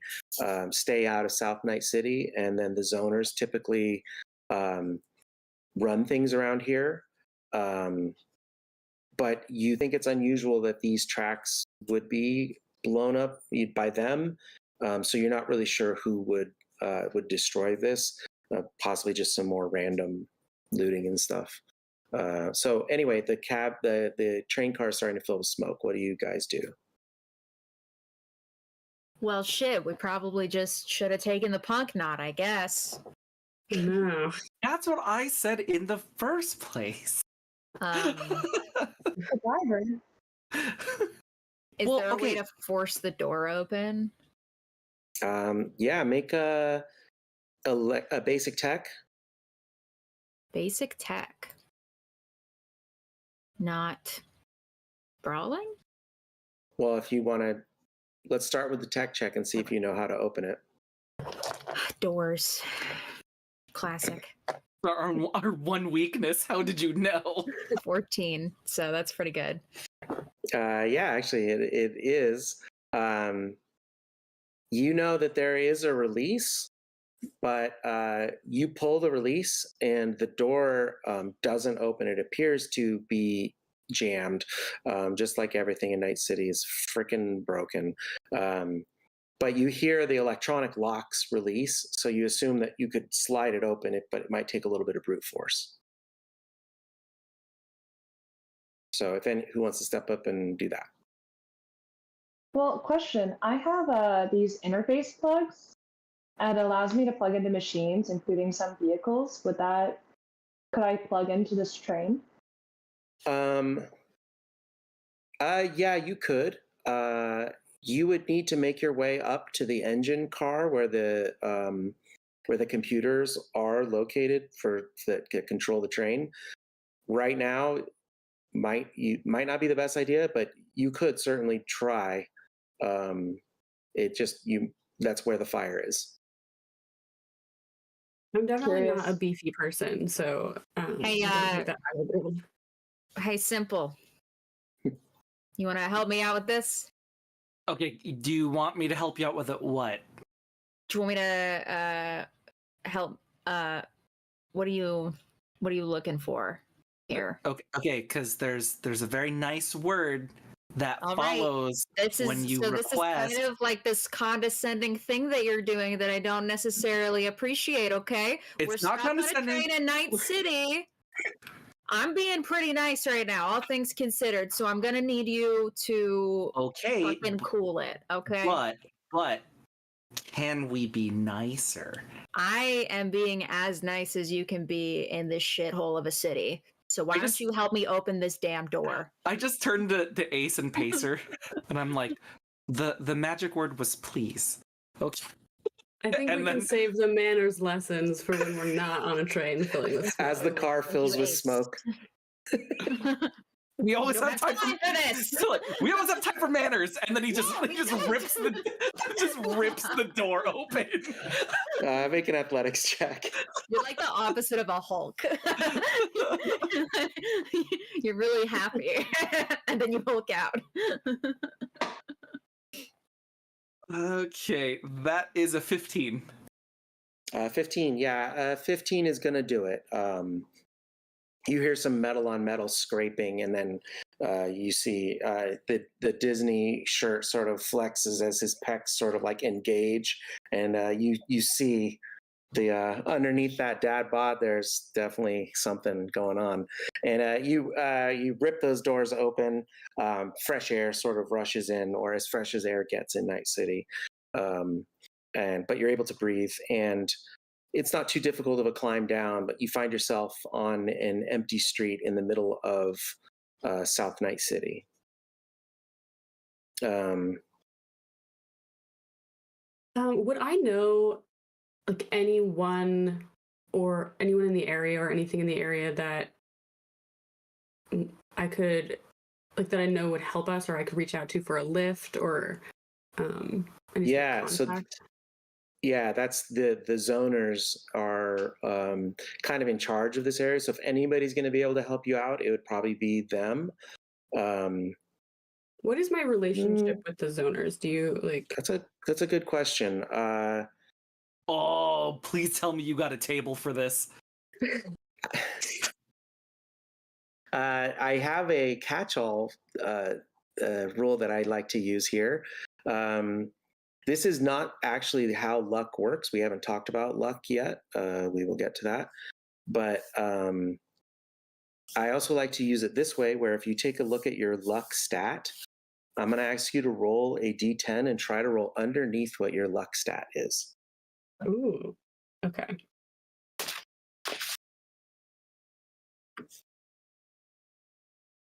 Where would I find? Oh, I found it. Okay.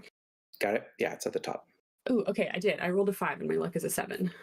Great. Yeah, you know a guy. You don't know him well, but it's definitely someone you've done business with.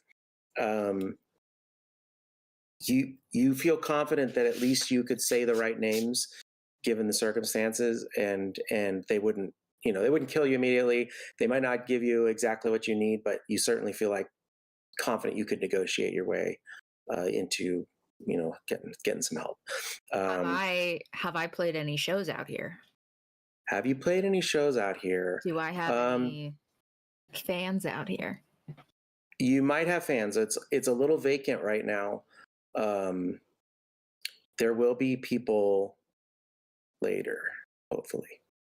Okay.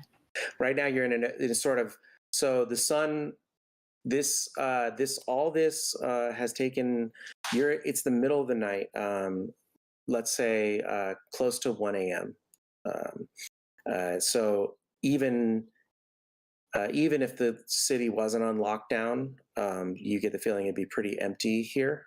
This is sort of a rebuilding area. So I'm getting a little confused with what year it is, but it's fine. You find yourself on basically empty streets with sort of industrial looking complexes, packing warehouses and that kind of thing is mostly what's around here right now. But you do, as you're walking, you do see there are people here. You didn't see them at first. Two what looks like female figures slumped against a wall on the edge of an alley. They look hurt.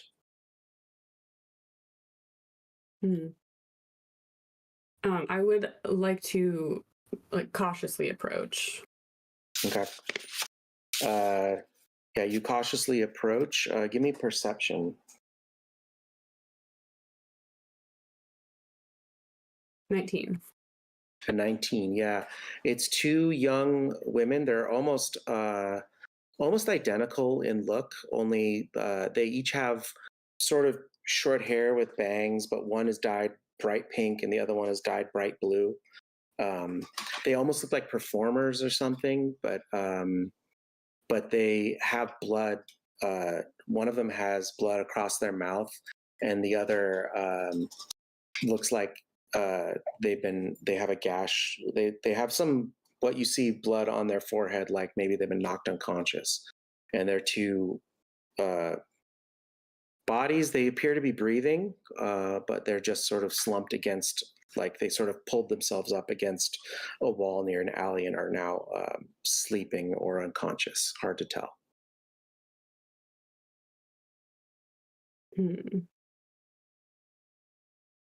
I don't know, Ace. I don't think you should get too close to them. No, I'm getting a sense that there might be something else going on here. I feel like we got a long way to go.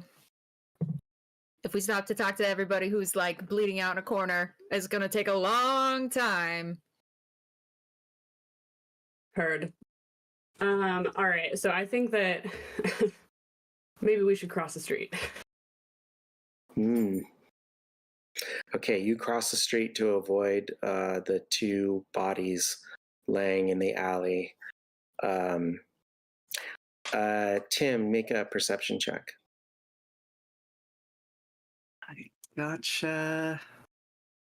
That's 8 plus my perception. That's a 21. 21, great. Let me roll a quick stealth-a-rooney. You catch a figure on the rooftop nearby. As you're crossing the street, you see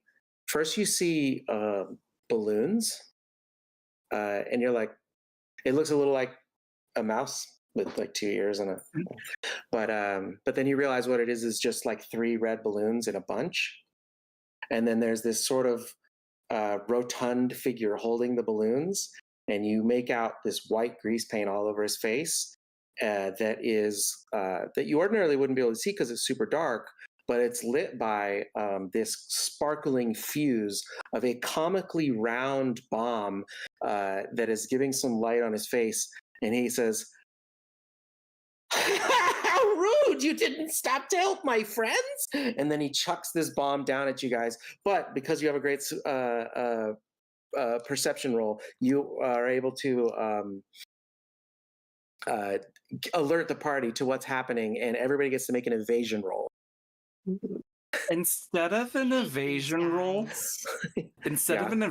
can I try to hit it back? Like, yeah, why not? Yeah.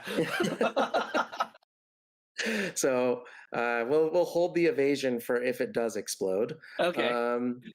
Yeah, go ahead and make an attack with your melee weapon. Melee weapon. So that's going to be okay.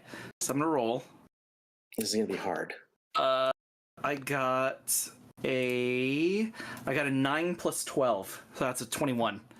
So a 21. With a 21, you make connection with the bomb, but it doesn't go flying back. Actually, it flies in a random direction. I'm going to do a clock here. Okay, it flies in a random direction into the side of one of the buildings nearby, not too close to where the two figures were, but it explodes on impact, sending shrapnel, like rubble everywhere, bricks, pieces of rocks everywhere. And then the two previously unconscious looking figures, both of them do a simultaneous like somersault into one of these flips with their legs go over like a back bend, and then they stand up side by side identically, and one of them's holding a switchblade and the other one's holding a whip. and they and then another clown on the balcony next door shows up holding like a comically large Tommy gun with like a huge one of those old ones with the big drum barrel, and just starts firing into the air and cackling wildly.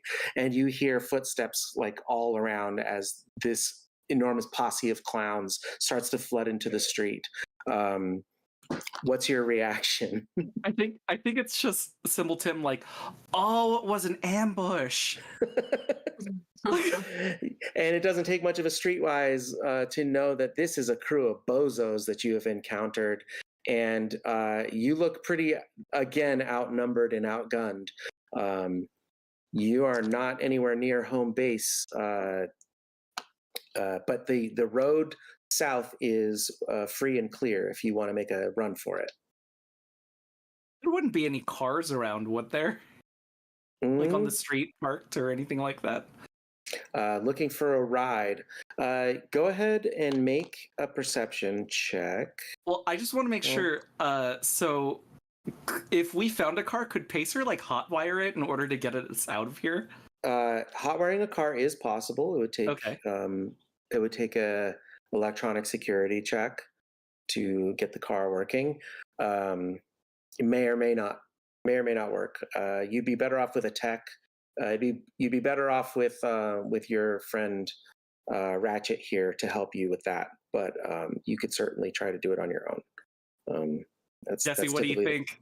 We want to try to hotwire something? I'll cover you if you try it. I'm game to try. Yeah, I am game to try. So you look south, and what you see is there's no cars on this street, but you do see just a flickering telltale red and blue flickering of the NCPD lights in the distance. So you're far enough away that they can't see you. You don't know whether the bozos are trying to avoid whatever's going on down there. But there's certainly, that's more, so you're in the industrial area. That would be more towards, this on your streetwise roll, where the hab stacks and the apartments where people live is. So there's something going on. People live in that direction, and you see there's definitely something going on there. The clowns look like they're ready to have some fun, but they also look like they're just it's a bunch of psychos. What was the name of that group that patrols this area, the gang? The zoners. Like the combat zoners. Zone is where it comes from, and they're the zoners. I think if there is someone that I would have connection to on the zoners, I think while this hot wiring endeavor is happening, I would like to give someone a call. Sure. Yeah, so you use your agent, which is sort of cyberpunk slang for your mobile. Internet as we know it, well, let's ignore the fact that it's 2023. Internet as we know it doesn't work exactly the same, but you certainly can reach out via think SMS text messages. Work fine. So I think you would do that. We can retcon a little bit. When you asked that question originally, you could have reached out to that person, like as you were getting off the train before this encounter. You at this point get a message back. It's a ping, and it's like, the pigs have set up some kind of barricade. We're pinned down. If you can get us out of here, we'll definitely be able to help you out with some transpo. Okay. So relaying that to the rest of the group. It seems like we have some potential allies beyond that barricade. If we can, they drop you a location. That you could probably get to. Cool. All right, if we can clear the cops and get to this location, seems like we can get some help. Anyway, you have bozos to deal with at this moment. Do you flee or fight? Hey, I got an idea. Everybody, cover your mouths and run. And I'd like to throw my tear gas grenade. Oh, excellent. Yes. So I have 2 of those. Thank you to the Cyberpunk Red pre-generated character sheet. Anyone with meat eyes must beat a resist torture drugs check DV13 or get the damaged eye critical injury for the next minute. Yeah, the 2 of the clowns are on the rooftops, but the 2 psycho twins, for those of you following along in the Danger Gal dossier, these are the dead ringers. The dead ringers both get a face full of your tear gas. Roll athletics for throw. Athletics. Okay. Cool. Just to see. Yeah. 17. 17. Yeah, you throw it far enough, and it starts engulfing these 2 in this tear gas, and they choke and clutch at their eyes and sort of like they start comically crying like, and then the guy with the bomb, you see he takes another one of these bombs and lights it with a big cigar and then gets ready to throw it. But you guys have quite a bit of distance between you and anybody who's not incapacitated. So you guys start running? Go. Go. Okay. Yeah, you go running down the street. They are tear gassed, and you make your way you make your way to the back of this police barricade, and just to sort of expedite things so we can move along quickly, you make your way up onto a rooftop quietly to sort of survey the situation, and you can see this like ring of NCPD kind of around this residential-ish area, and but you see a sort of darker spot where you think you can it's like a dry riverbed that goes under like a wash where maybe it's like runoff or sewage or whatever, like the LA River. That's dark. Also, while you're on the roof, you turn back and you see just this eerie burning glow from where Arasaka Tower used to be. And there's aerial vehicles just kind of like circling, and there's this strange iridescent smoke just sort of filling the entire area behind you. Yeah, let's get one stealth check to make it past NCPD from everybody. Oh, from everybody. Oh no. Yeah, a group stealth check. 11. Okay. I rolled a 1. Okay. I got a 15. Okay. We'll come back to that one. What did you get, Pacer? I didn't hear. 20. A 20. Excellent. Okay. Okay, Tim. You rolled a 1, but we have to implode, so you got to roll a d10 and subtract. What? That's a 9. Oh boy. Minus Oh, so minus my stealth, which is an 8, so that's a 1. Yeah. Okay. You failed, but the 3 of you did quite well, Pacer in particular. Yeah, the 3 of you make your way under this sort of bridge thing and into the darkness, but Simple Tim doing his normal thing, like making sure everybody makes it in, and wants to take up the rear to make sure he doesn't have any stragglers. He stands up, and at that moment, a single patrol officer is walking down the street, and he's, hey you, what are you doing out here? It's a curfew.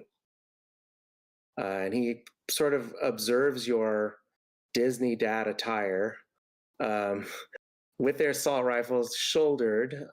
He looks suspicious, but people carry weapons. You might just be a good, honest citizen out here In the middle of the night at night in Night City. Great.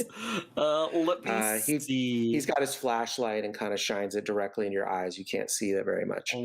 Conversations at a... Oh, you know what? Let me try to persuade him. Him out of this. Yeah.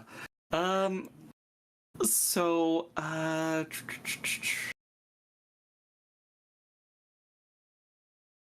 got a 17 in persuasion. Okay. What are you saying? Well, But what do you say? Yeah. I think my You can't question just be is like, I'm gonna roll now. Wait. I think my question is like, hey man, you got kids? A 17? Yeah.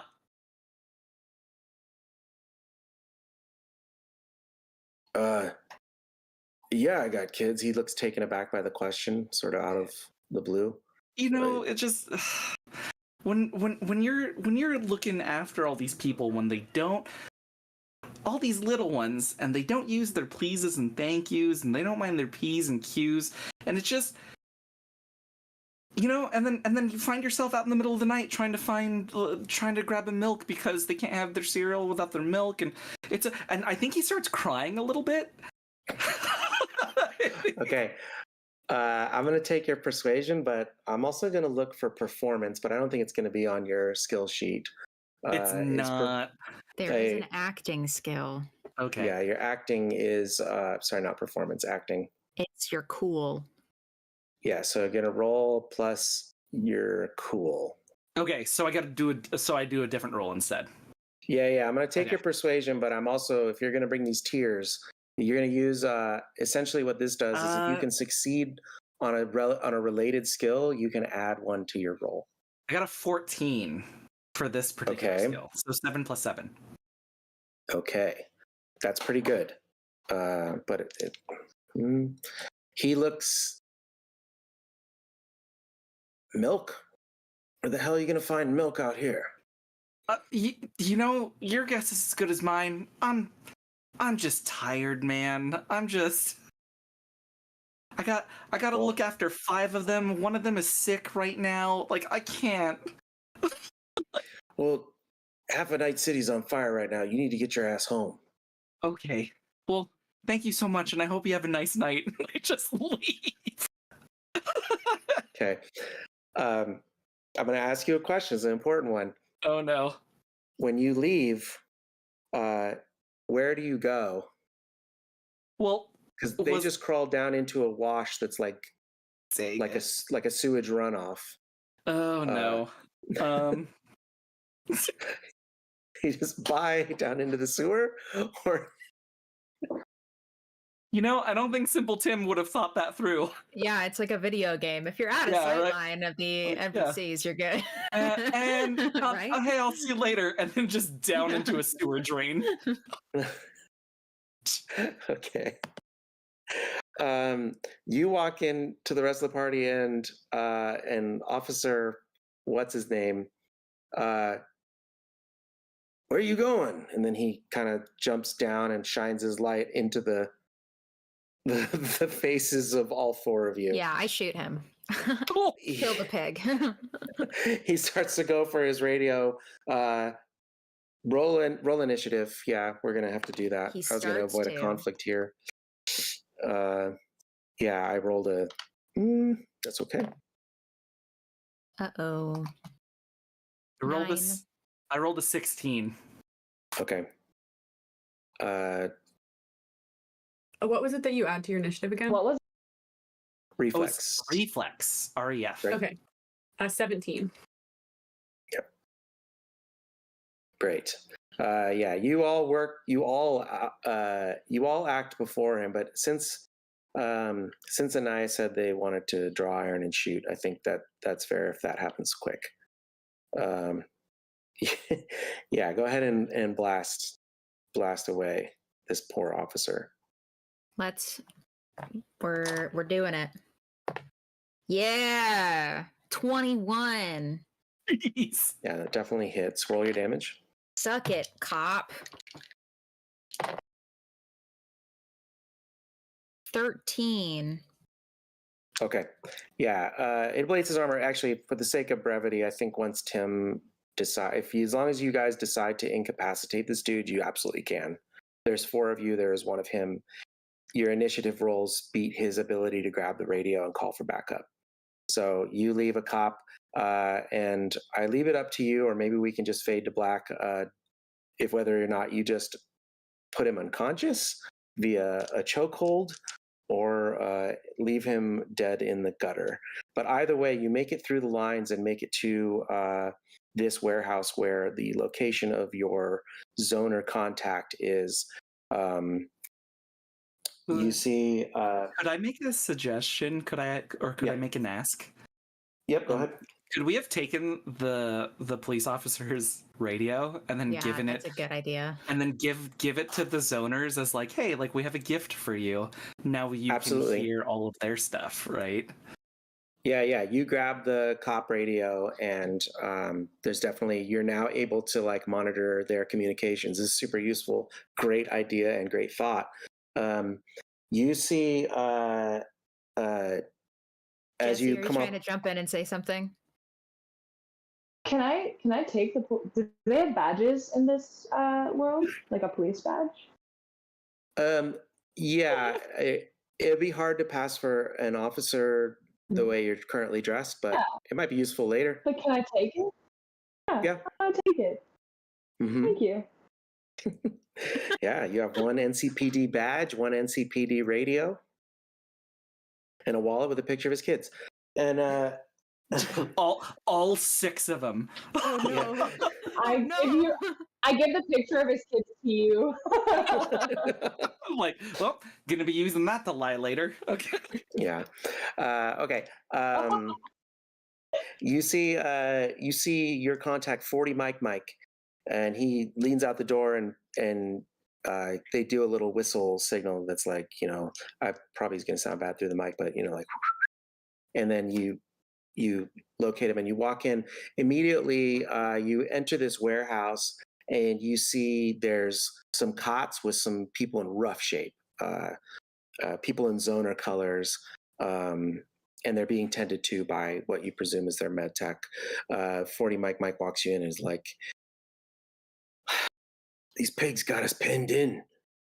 I think, did you see those AVs? We got word Miltech sending in AVs. They're going to do an aerial strike. I think they're taking the chance to just wipe us out, man. Well, in that case, we need to band together. We're looking for some help out of here, and maybe we can help you.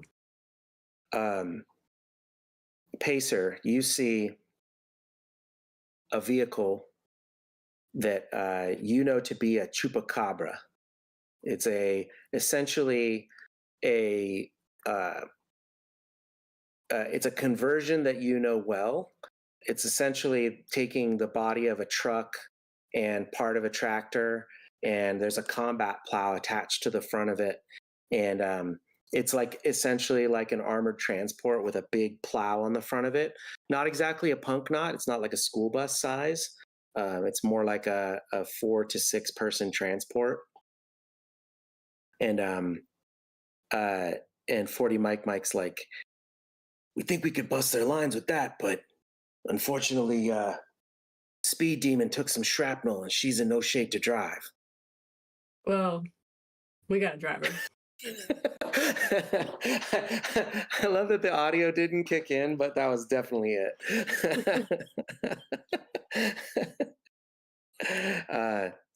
You think you could handle it?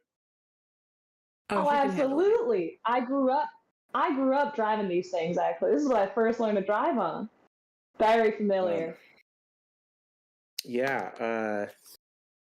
He looks you up and down and like sees the type of boots you're wearing and sort of clocks you as the nomad type.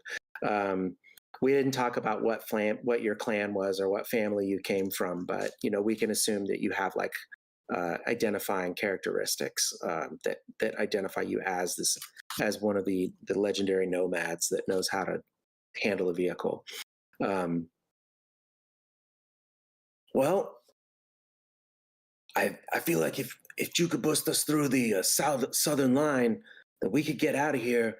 We could come back and flank these pigs and get out from under fire from these AVs. Do us a world of good. I'm not sure what I'm not sure of it might be a one-way trip for you guys, but if you're desperate like we are, then the vehicle's all yours. So yeah, I think we have a deal. we're good. Okay. I shake So, his hand. the four of you, we won't. You give them the police radio in trade for this vehicle. It's worth way more than a radio. It's worth a lot, but clearly these guys are in a desperate situation, and you're about to do something desperate for them. You hop in and you see a what you presume is Speed Demon laying on a cot sort of nearby. She's like, the transmission hangs up a little between second and third gear. And when you ram, it's going to pull to the right real hard. It's something to do with the axle, but if you just adjust for it, I think you'll be okay. And then you see a little tear come in her eye. She's like, just take care of my chupacabra. Chupacabra in better hands. I promise. She's my I know baby. this thing. I shed a tear because I know. I know what it's like to not have your car with you. So yeah, the note. The nomads have been known to value their vehicles almost like family members. The way the nomad class works is you sort of communally own vehicles, so you have access to vehicles one way, different for different circumstances. Okay, you fire up. There's like a barn door on this warehouse that's closed, but you guys fire up this vehicle and jump in. Who's riding a shotgun? Okay. Me, baby. Someone's got to pick the music. Wolf calls shotgun. There's sort of an open top where you could ride and fire weapons that would be relatively armored. If you want to put yourself in there, Simple Tim. And yeah, you fire up this engine, and then the combat plow. You wait on they ping your agent and say go time, and ding, it says go time, and you put the pedal down on this thing and smash through the barn doors, and in front of you is this, just 2 blocks down the street is this police barricade. I'm going to ask Wolf and Pacer to make perception checks as you go screaming toward this line of cop cars. I implode. Okay. Very bad.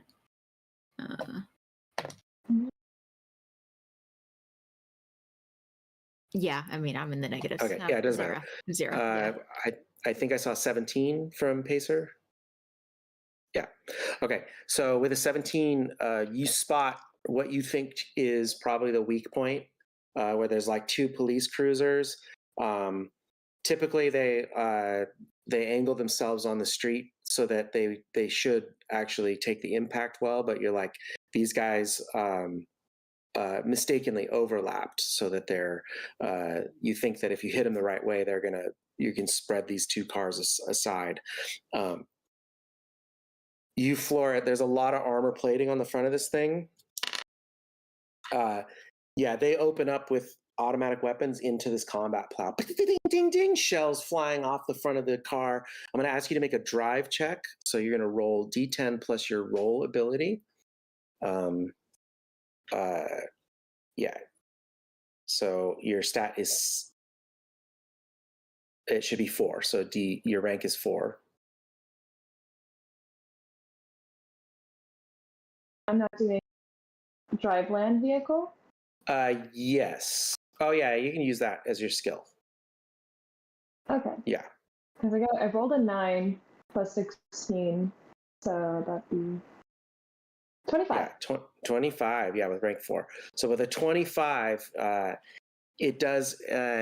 You hit to the very top of second gear, and you start to shift, and you remember Speed Demon's words about it hiccuping, and so you give it a little extra clutch and pull down extra hard into third, or I should say, push up extra hard into third, and you hear it grind just a little bit, but then starts to purr again and roars.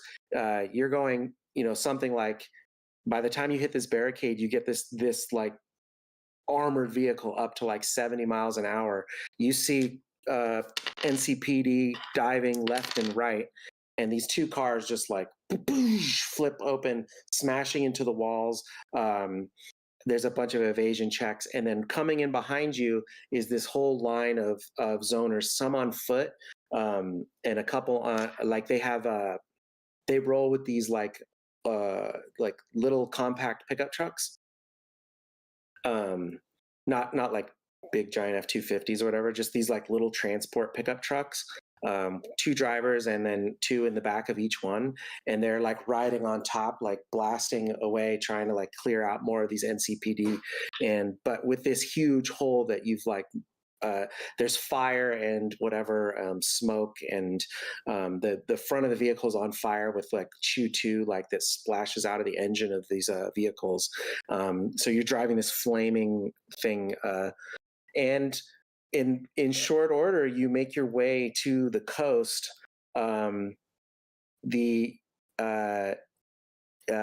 Unfortunately, the bridge that you would drive over is out of commission, but you see that the auto rail bridge is intact, going over the ocean back towards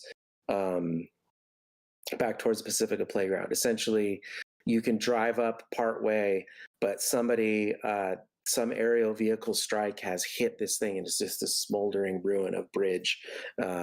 Clearly, you could surmise like Militech is these aerial vehicles that you see swarming around are not NCPD. These are a rival corporation, Militech, and you presume under the guise of protecting against a counterattack by Arasaka. You're in the middle of the tail end of what we call the Fourth Corporate War in cyberpunk lore, where the major corporations have been struggling for power in Night City, especially as like it's a country unto itself. And Militech seems to be making a play to like 40 Mike. What did I say? His name was 40 Mike.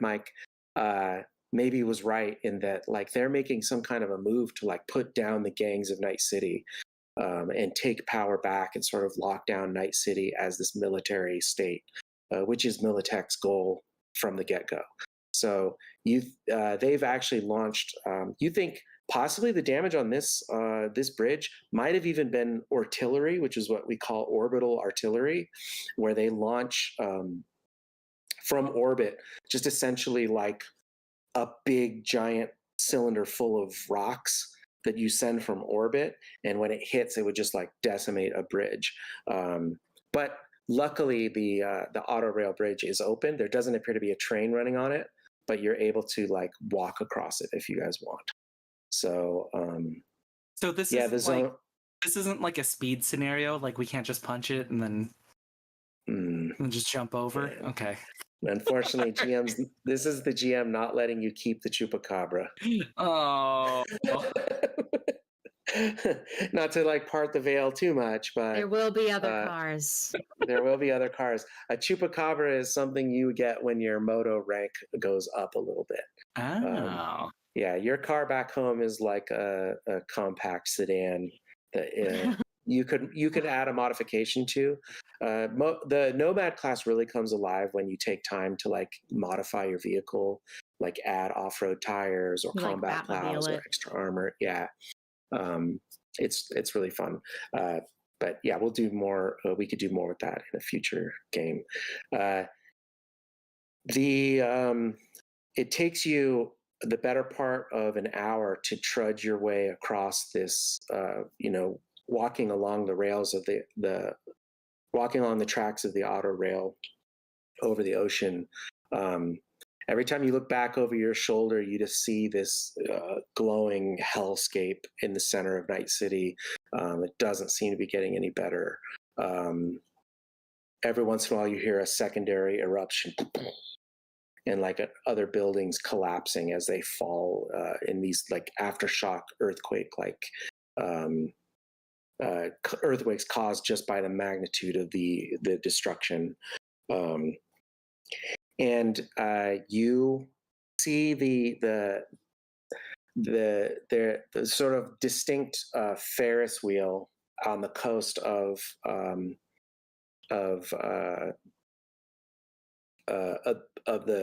other side of this bridge.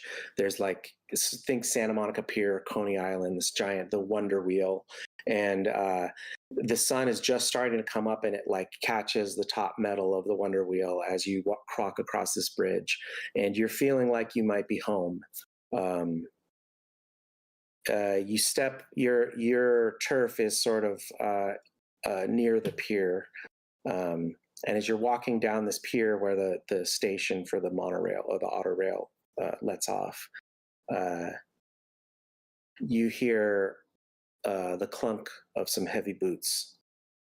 And you turn and you see 3 thugs chromed to the gills. Let's get one last streetwise from our fixer. Uh-oh. Uh-oh.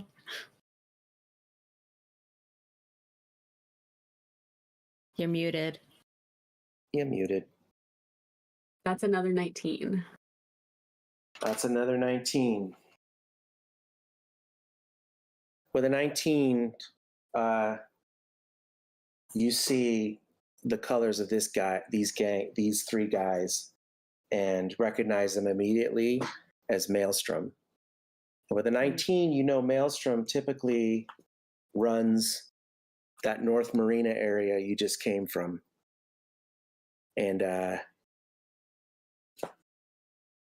one sort of boss-looking guy, I'm trying to get the name I have. There he is. You see they're each as chromed as the other. They're wearing like thick plates of body armor. Maelstrom is known for being absolute murder machines. And he thunks up to you, his feet clump as he walks up to you. The wood of the pier sort of creaking under the weight of all of his chrome. Yeah, it seems you might be under a misunderstanding that something that was given to you that doesn't belong to you. A black box, Schrodinger device. I understand there might have been a misunderstanding between you and our mutual friend 7-Eleven that has led us on one hell of a chase on the worst fucking night I've experienced in recent history. Now I'm exhausted. My lungs are full of what's probably fucking radiation. And my 2 friends here, well, we just want to go home. So if you just please give us that little black box, and we'll march our asses back across that auto rail bridge, and you can all go to bed. Well, I'm with you on all of that, but I'm afraid I don't have anything given to me. Everything that we have here is ours, bought and sold. And I'm afraid that I'm not willing to part with it so easily.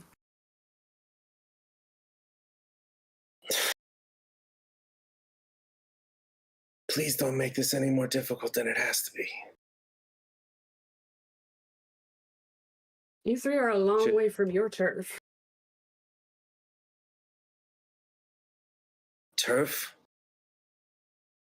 You're gonna talk to me about turf? This little pisshole strip of beach? Is this what you call turf? This little Candyland Ferris wheel cotton candy ass Sounds like you're just jealous because we got some entertainment here. Sorry you've had such a bad night, but my friend over here makes a point. Now, They're just a bunch of wimps. Let me smoke them. And you see he shoulders an assault rifle from behind, and the guy holds up his hand. You were saying? It seems to me like we are going to have a bigger problem on our hands. Looks like us on the streets are going to need to see eye to eye. And if we want to deal with what seems to be a corporate shutdown. I don't want to fight, but I do need this little box to go and save my friend. remember I'm sure you know. me is Maelstrom. I point up to the AVs. Because it's certainly not a ragtag bunch of cookies. I think we can help each other out. You're a powerful ally. So, why don't we just cool it? Listen, corporals are gonna do what corporals are gonna do, and the gangs are gonna do what gangs are gonna do. Now we're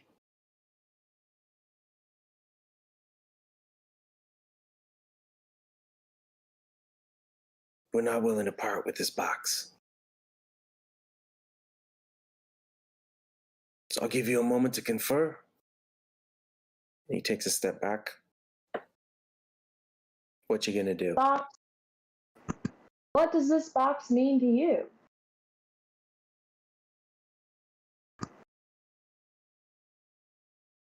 The box is mine. Your name on it? Yeah, Schrodinger?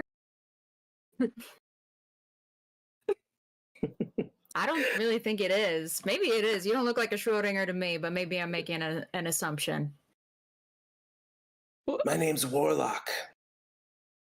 And remember it for the last 15 seconds you're alive. And he takes out... He can try. Yeah, we'll roll initiative. Ooh. I do have a question. With a grappling gun, is it retractable? Yeah, you can... So... you can't use it to you could use it as a grappling hook, essentially, like a Batman style grappling hook. That's essentially what it does. So you shoot and then you could pull yourself up a building or something like that. I exploded on initiative. 22. Oh, damn. Because, bro, he rolled a 20, 12 plus 9, 21. Good. Okay, wait, I need to start writing these down. So, Wolf goes 22. One more time. What's initiative? Reflex. Cool. 21. 14. I got a 9. 14. Pacer for the 14. Ace with a 9. What'd you get, Tim? I got a 16. 16, pretty good. Simple. And then the two other guys, I'm going to roll them individually because I think you don't want to let all three of them go before you go. 17.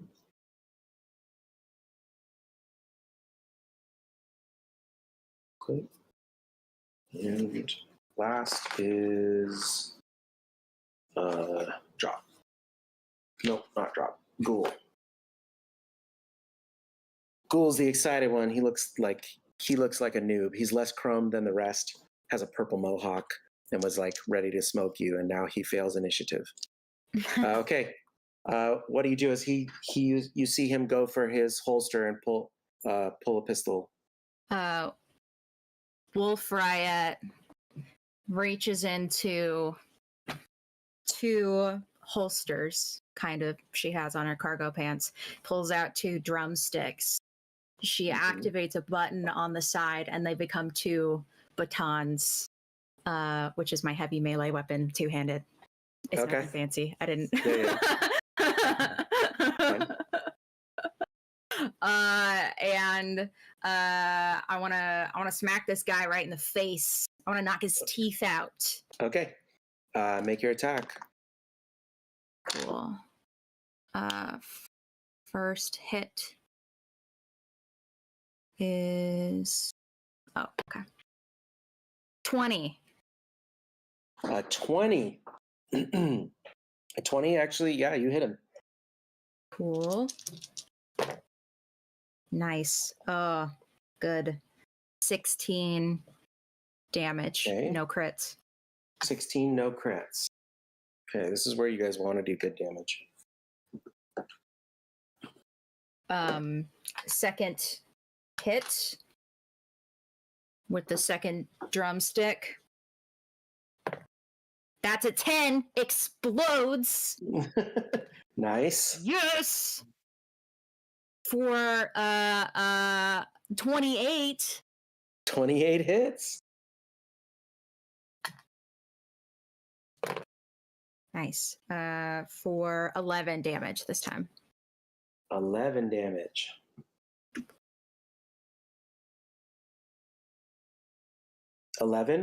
Yeah. Okay, you smack him twice. Bam, bam. He fires. Well, now that you're in close combat, he is. Yeah, he's just going to hit you with his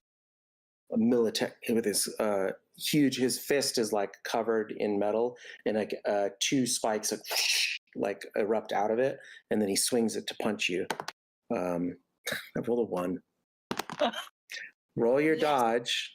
Yes. You just gotta beat. Okay, you just gotta beat a 4. For what am I rolling? Reflex? Evasion. Evasion. Right. There it is. Found it. Cool. Yeah, I mean 15. Yeah, this huge metal fist. He just got caught off guard by how quickly bap bap on the sides of the face, and he gets angry and swings this huge metal fist like a huge haymaker. Whoom! But you duck quickly. You get the feeling if this thing connects, it's gonna hurt. But that's it for him. That means Simple, you're up. There was somebody there was somebody who's real mouthy, right? Was it Yes. the guy with the mohawk? Yes, yeah. Am I close enough to swing with my katana? Yeah, for sure. Okay. You guys are all like within 10 feet of each other. I go for the mouthy one.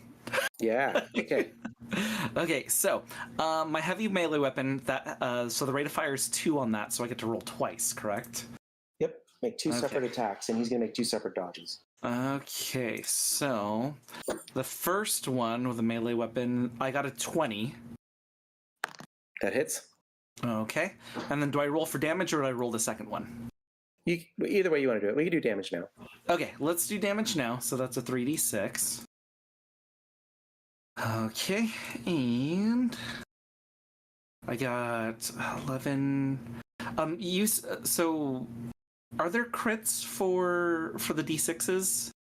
Yeah, if you roll 2d6, if you roll 2 6s, you get a crit. Okay, I rolled a 6, a 5, and a 4, so that's 15. That's 15 damage. Okay, he takes it. And then for the second roll, I roll a 17. Okay. He hit. Yeah, that hits. Nice. And then I got a 6, a 4, and a 4, so that's 14 damage on this one. Okay. Okay. He looks pretty bad just after that. Yeah. Cool. Slash. You see Disney Dad just like go into samurai mode. In one quick motion, unsheathes his katana and slashes it across this mouthy guy, and then back again, making an X across his chest. Quake. He goes for Yeah, he's gonna go for Wolf because Wolf just hit his boss twice, and he's gonna make a grapple check. So make an athletics roll. 14. 14. That's not enough. He grabs a hold of you and puts his arm around your, does like a chokehold onto your throat, and he's holding you and starts choking you. You can't move, but you can still take actions. Okay, then that's Pacer is up. Okay. So right now there's a man kind of in front of Simple Tim. There's a guy choking out Wolf, and then the boss, is he further off? No, they're right. Wolf and the boss were toe-to-toe fighting. Quake, so I'll just give them names so you know who they are. Quake is the sort of second in command. He's the one, he wrapped around and started choking Wolf. So now he's behind Wolf. They're sort of flanking her. And then Ghoul is the other guy with the mohawk. He was a few paces back, and Tim stepped forward and slashed him twice. So they're like maybe 10 or 12 feet away. I think I'm gonna move up and do a melee attack on the one holding Wolf in a headlock. Okay.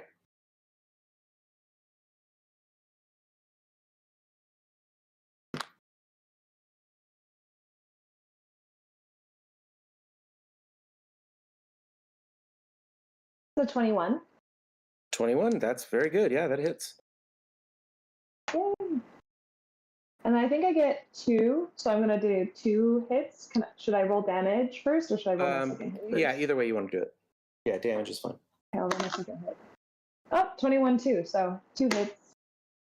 Oh, that is true. Technically, point of clarification on rules. Okay. He's going to attempt to dodge each and every time. So you'll roll a 21, and if he rolls a 21, he dodges. Okay, yeah. cool. So I rolled 2 21s then. But you got him both times because 21s are good.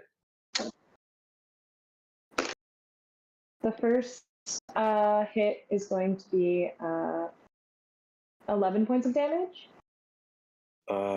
Okay. And then the second one is going to be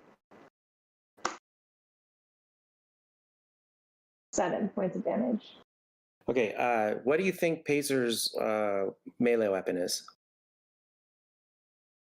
I think melee weapon is like a big rusty wrench, honestly. That's fine. I don't think it's anything fancy. I think she's just bludgeoning this man. Yeah, you go into your toolkit and pull out Old Faithful, this like big rusty wrench that it isn't great for doing anything on a car anymore. So you just use it to hit things. Actually, that's what you do on the cars with it too. Is it's good for hitting things. Unfortunately, you come up and whack. But this guy's armor plates are like so heavy and thick that you feel like you're not actually doing much damage. Just like pa-plang, pa-plang, off of him. And he just he actually looks at you and you see he smiles. He's got all metal teeth, and he just kind of like chuckles a little bit right in your face. Okay. This will be Ghoul's turn. Tim, Simple Tim, roll evasion. He takes a swing at you. He pulls out a little switchblade, and he's like, "You want to dance?" And he starts stabbing at you. I implode. Okay, he catches you with his death by Swiss Army knife.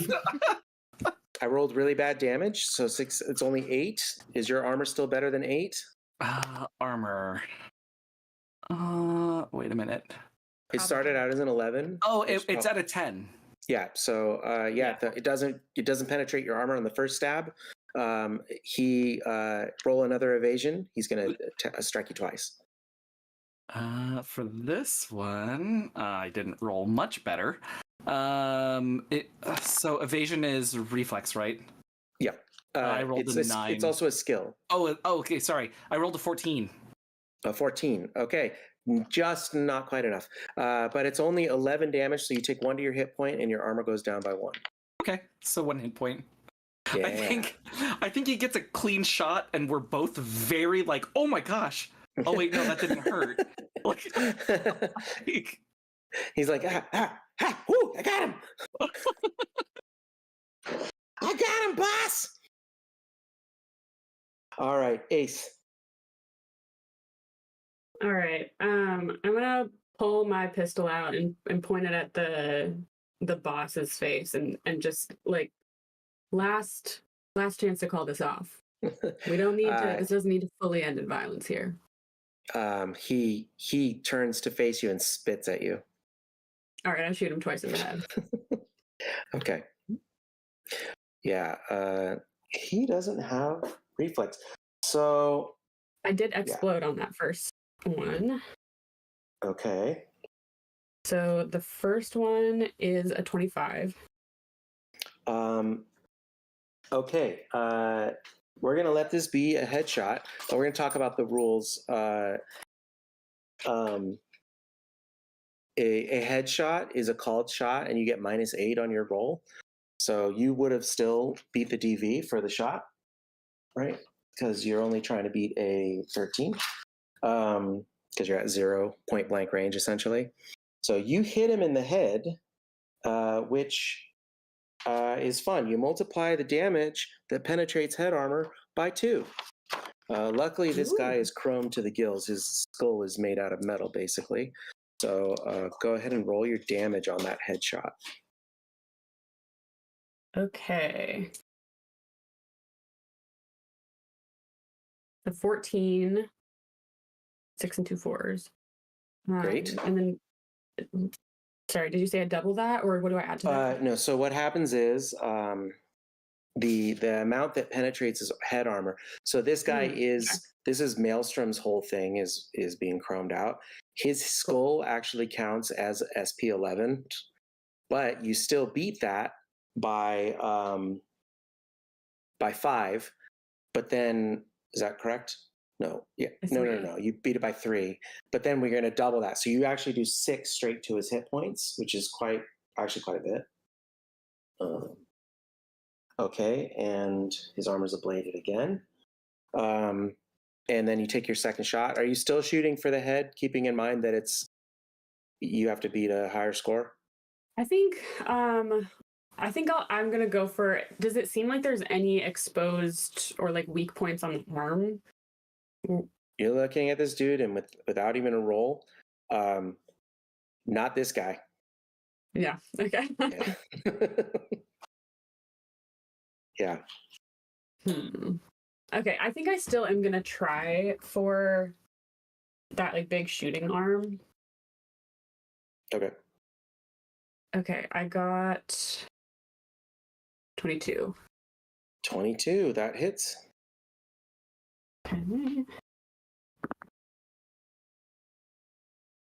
8. 8 damage. Okay. Yeah, unfortunately. Yeah, it doesn't do a whole lot. But you're breaking down his armor bit by bit with each of these shots. He still seems pretty okay though. I mean, yeah. Okay, cool. Wolf, we're back to you. You're being choked, but you can definitely take actions. You're still in range. You could attack Warlock, who's the boss, if you want, or you can attack the guy who's choking you. I probably don't want to be in a headlock anymore, so I will attack him with my drumsticks. The first one. Bad. 15. At 15 hits. Whoa, that was kind of low. That's... I imploded on my first evasion. 12 damage on that first one. 12 damage on Quake. And then what's your second shot? 16.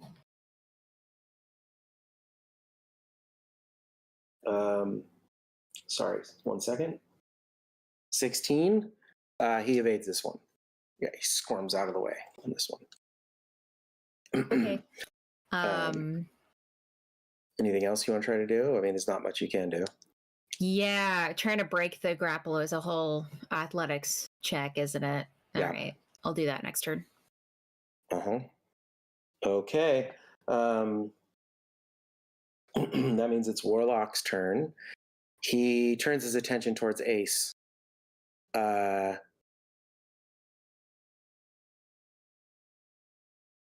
Yeah. Let's see at this range. Yeah, that's not going to work. He's got some fun toys that he needs to not be right next to you for. Yeah, he steps away from Wolf and engages with you, Ace, taking one big swing with this huge weapon. This is going to be a 20. So roll plus your evasion to beat a 20. Okay. Not beat. I got an 18. Okay.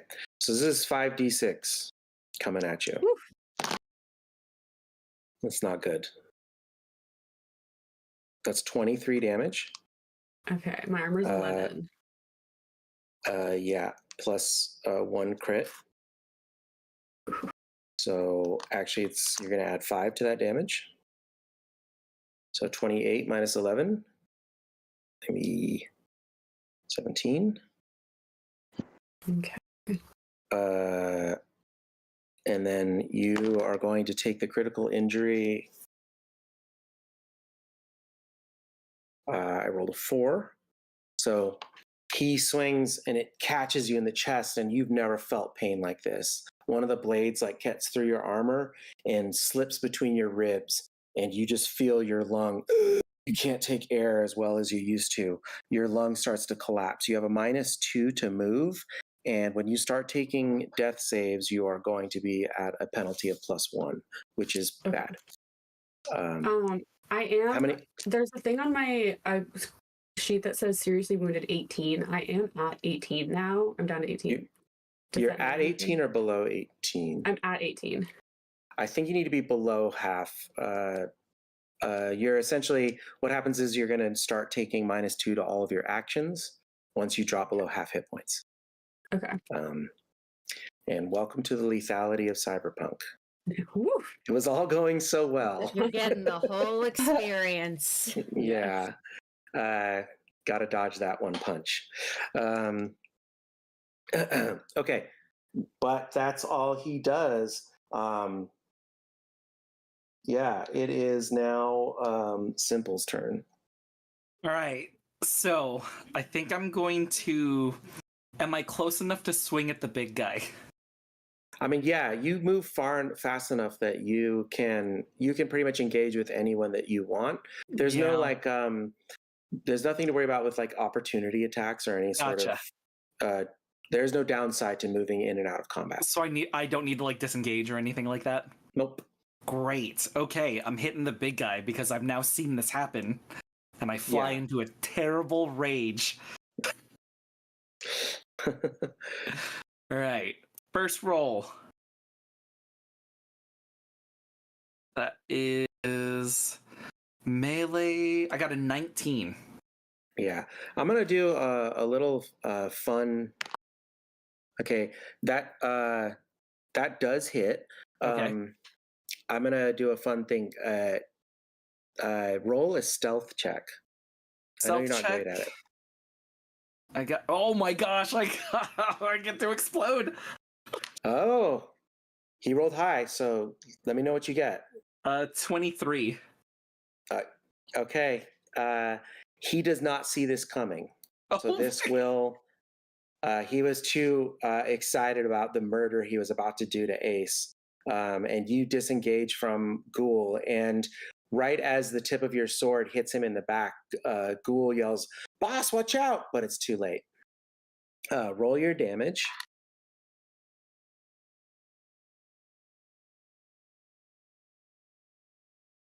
2 6s and a 5. Okay, so the auto crit doesn't That's- matter because you're I gonna got get a the crit anyway. I got a 20. Wait, sorry, that's 12. Yeah, 17. 17, right? and Yeah. then we add 5 for the crit, so that Yep. is 22. 20. Yes. No, 23. Sorry, no, 22. That was 22. correct. 22. 22 damage, and his armor is only 7 right now. Goes down to 6. 22 minus 6, 16. Oh wow. He is seriously wounded. Go ahead and roll 2d6 on the critical injury chart. 2d6 critical injury chart. I got a 4 and a 4. So 8. So 8 is total. Yeah, this. Go ahead and roll your second attack too. We'll keep. Second attack. I forgot. You do get a second attack. This one I got won't be sneak 2. attack. This won't be a surprise. Okay. That is going to be an 18. 18. And he's seriously wounded, so this actually hits him. Yeah. Okay. This guy's supposed to kill you. Another 3d6. This is a 13 total. 13. Okay. I got 2 5s this time, so got real close again. So it's only 7, but he's looking very poorly. Yeah, the sword goes into the back, right around the kidney area, and then instead of pulling and striking again, you sort of push in more with the sword, and then take your foot and stomp where his knee is. You see he's like lunging forward to punch, so he's left his back leg exposed, and you stomp down on his knee, and you hear a crunch as his leg breaks underneath your foot, and he cries out in pain, and the grin that he had been showing into your face turns into a grimace, and he, yeah, he's not happy about that. After Simple comes Quake. Quake sees this happen, and he's like,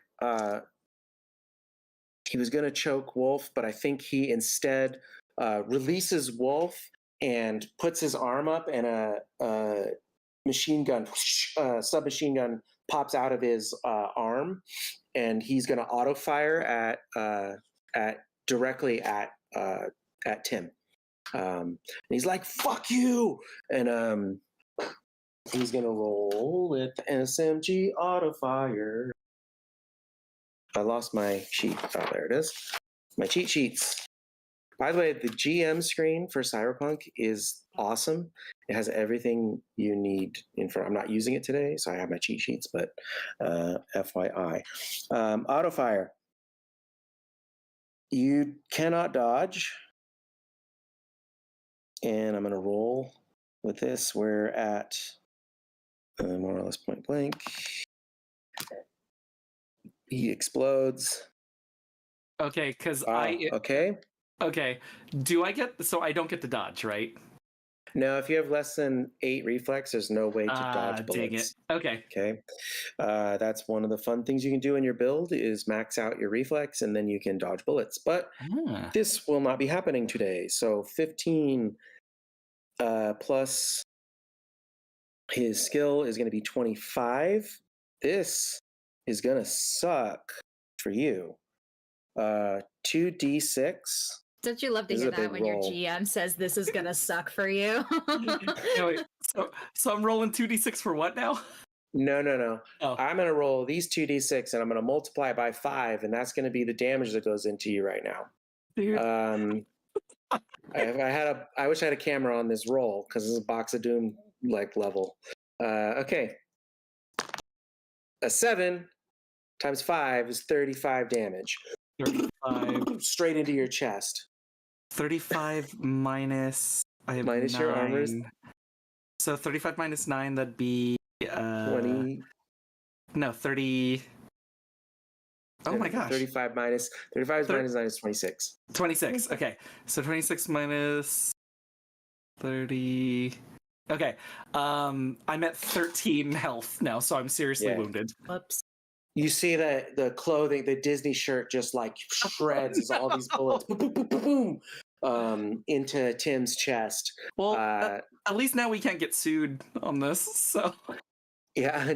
Well, I was saying Didney. I don't know if you heard me. Didny. Night City's premier theme park. Yeah, owned by Militech. Yeah. Militech Mouse. If that's not a character in your next campaign, I'm gonna be so mad. Okay, that was a very good auto fire roll from Quake, but that ends his turn. It is now Pacer's turn. How far is Quake from me? I'm sorry? How far away is Quake? Not very. You just hit him with a wrench a second ago. Right. Oh, okay. I hit him. Okay, cool. I'm going to shoot my pistol at him then. Okay. Yeah.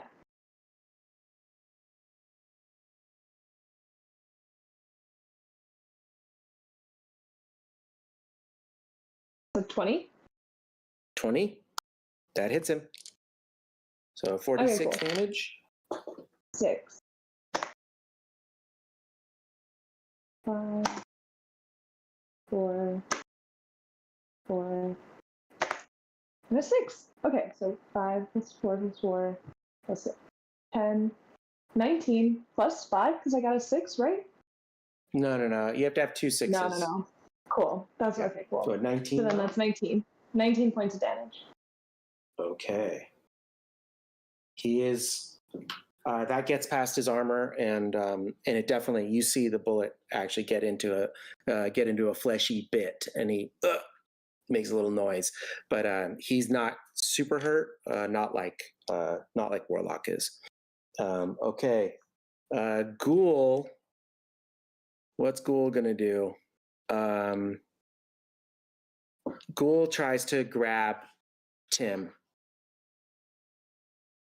He's gonna make an athletics roll, Tim. Simple Tim. Okay, athletics roll. And I imploded. Oh, thank God, because I only rolled a 13, so. Okay, gosh, so I have to roll again. I have to subtract this from... What happens if you implode and then you have to roll again and then you get a 10? It's so rules as written are, it's just -10. Okay, so it's just so I'm at a -2, so the lowest you can go is 0, right? Okay. Yeah. Well, I'm not doing great. We house rule during the campaign that it keeps exploding down, just for laughs. Yeah. See how bad it can get. Yeah, you were already like in really bad shape. Ghoul grabs you like around your chest and arms, and like you guys both go to the ground now. So you're both on the ground, sort of. He's trying to like hold you down because he just saw all that freaking damage you did, and he's upset about it. Okay, Ace, you're face to face with Warlock on your last legs. Yeah. I mean, I feel like I gotta just try to shoot him again. Yeah, you should. Okay, so I have -2 to what rolls? Everything.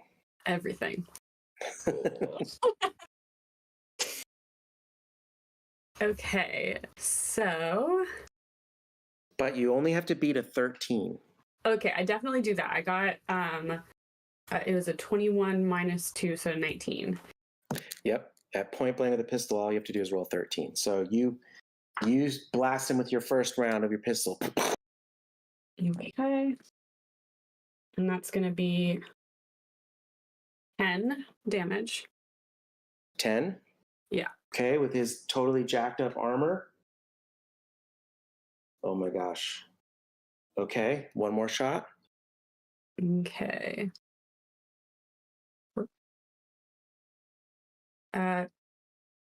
17, 15. 15 hits. Before you roll damage, he has 4 armor left and 10 hit points. Ooh, okay. All right. You're rolling how many d6? 3. So I Possible. need to crit.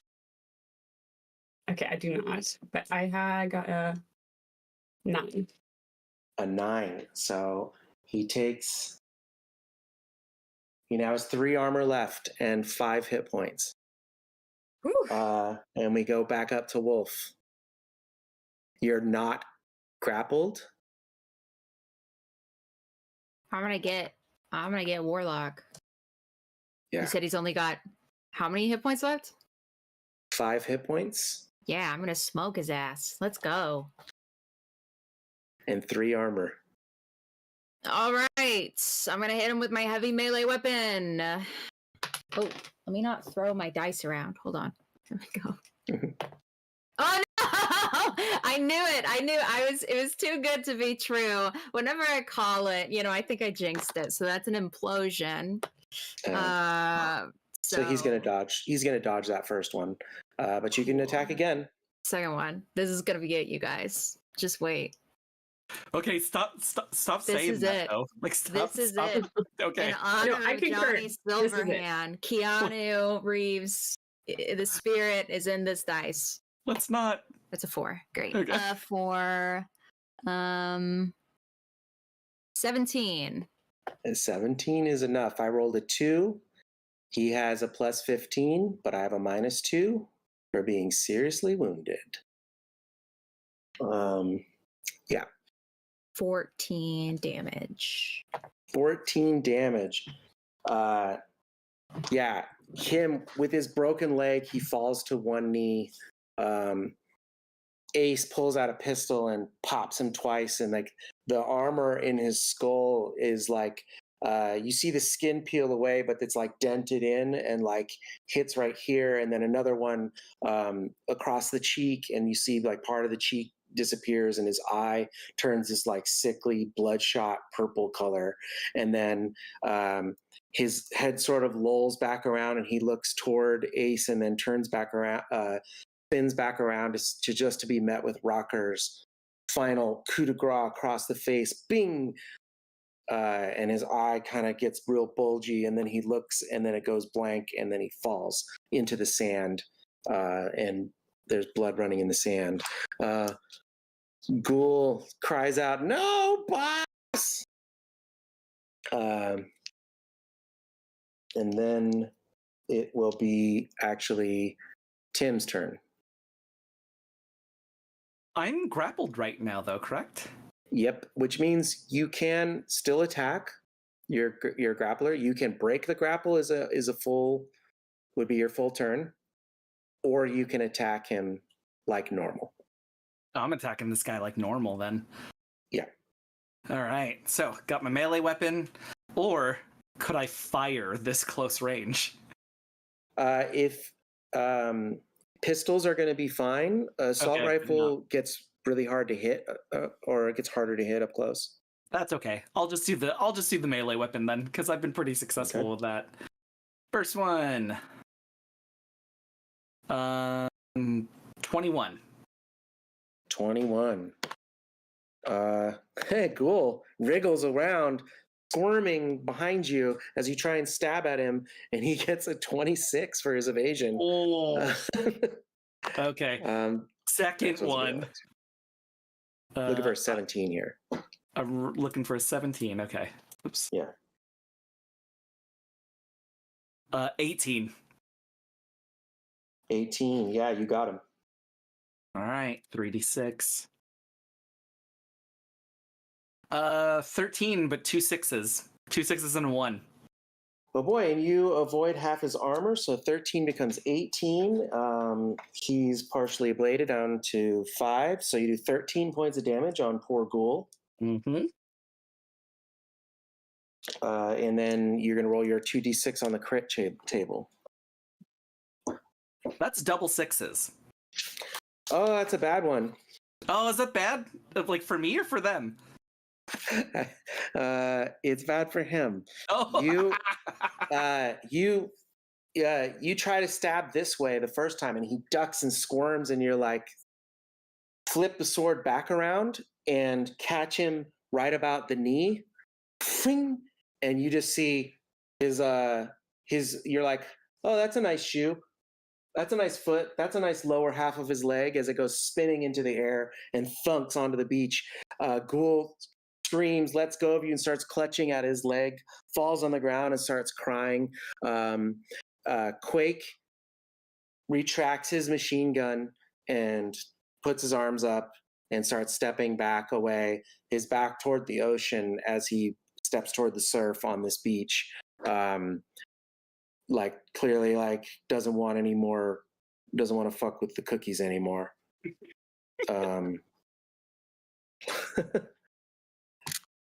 Fucking like, try me. Yeah, you just smoked Warlock, who's a pretty serious dude. But I leave it up to you what you do at this. Ghoul is just crying and holding his dismembered leg, and Quake is backing off with his hands up. Yeah, we don't need to fuck with these assholes anymore, Cookies. I think we made our point, and I think it's time to get back to Jensen and Ratchet. I need someone to carry me, though. I am also feeling quite hurt. Yeah, you do your best to look tough. Pacer, what were you gonna say? How close is my car nearby? Yeah, totally. I think we drag you guys to my car. Yeah, you parked at the train station. I like that you dragged us in the car instead of you getting the car and coming back. Well, Didn't think like that. You don't want to drive on the sand. Okay, that's fair. So you put his arm over your shoulder. You do your best to like maintain composure as you're walking away. Still look threatening, but definitely there's like one set of footprints where you're carrying Simpleton. You parked your car at the train station that goes to the beach. The auto rail like has a nice stop, like where all the tourists would get off and go to the beach in a bygone era when there was more tourists and more fun in the world. As you get to your car, you turn back once more and look towards Night City, seeing this cloud of red, almost like blood, spreading out across the skyline over Night City, engulfing, moving towards you on the southern and spreading out into the ocean, enveloping the last bit of blue sky. Knowing now what we do of the time of the red, this would be the last few minutes that you would see any blue sky over Night City for the next 30 years, as the radiation fallout and covers the sky with a tinge of red, leaving the center of the city. After all the death toll was accounted for, nearly 250,000 people died in the city this day. The towers fell. Arasaka was prohibited from doing business in USA going forward. But you heard rumors at night drinking at the Afterlife. The Schrodinger device, of course, Jensen was able to use to get Ratchet back up on her feet. And she's forever thankful to you. But of course, Jensen also has his hands full patching up Simpleton and patching up Ace in particular. The wounds will heal. The Disney shirt will not, unfortunately. And that was the last one. And that was a collector's item. Yeah, we're never getting it ever again. You bought it at a shop just below the Arasaka Towers, which doesn't exist anymore.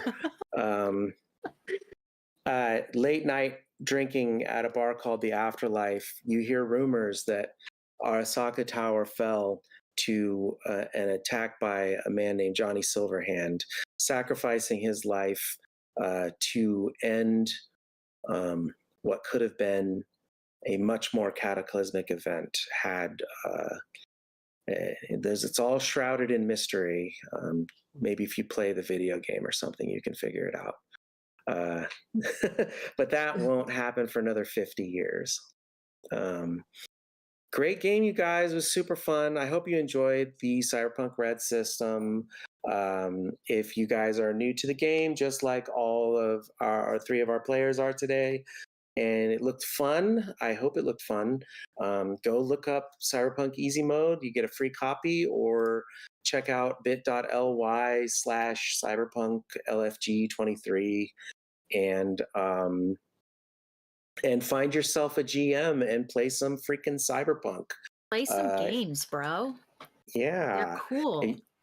Yeah, they play games. Yes. Play games. Play lots of games. Go out and play a lot of games, game. honestly. But play this game too, because this is a really fun one. It's been an absolute blast. I'm surprised you guys survived. I was like, I'm gonna kill everyone. Dude, not a scratch. Yeah, Rocker Boys are gonna Rocker Boy. Boys, man. Maybe I'm like an ancestor of Ricky. Yeah, you're Ricky's great grandmother, or that's not the right. I'm his other aunt. Yeah, and Wolf grew up to be Aunt Judy. Yeah. Yeah, if you're hungry for more actual play Cyberpunk content, of course, check out Cyberpunk Edge of Extinction. Once more, we've had our thank you to our players. If you want to go back around, do you have any plugs that you want to do? I don't know. Or if you just want to say hi one last time. Let's go around the horn. Jesse, who are you? Let the people know who you are. I'm Jessie Heron. I'm a miniature model maker and miniature painter. You can follow me on Instagram at Jessie Heron. Heron spelled Harron. Yeah, I'm gonna put you to work. I've got all of these boxes. There's like 60 odd miniatures, 70 miniatures here. Oh my God, please. Yeah.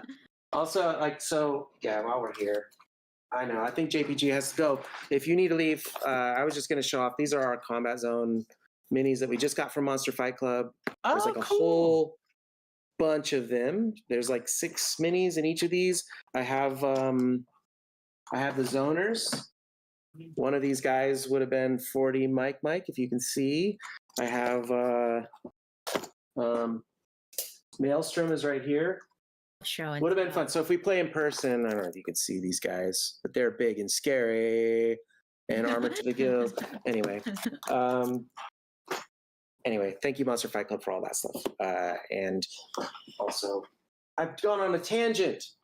This is our 3D printable scenery from Saucerman. So check them out. There's all of our partners in the game.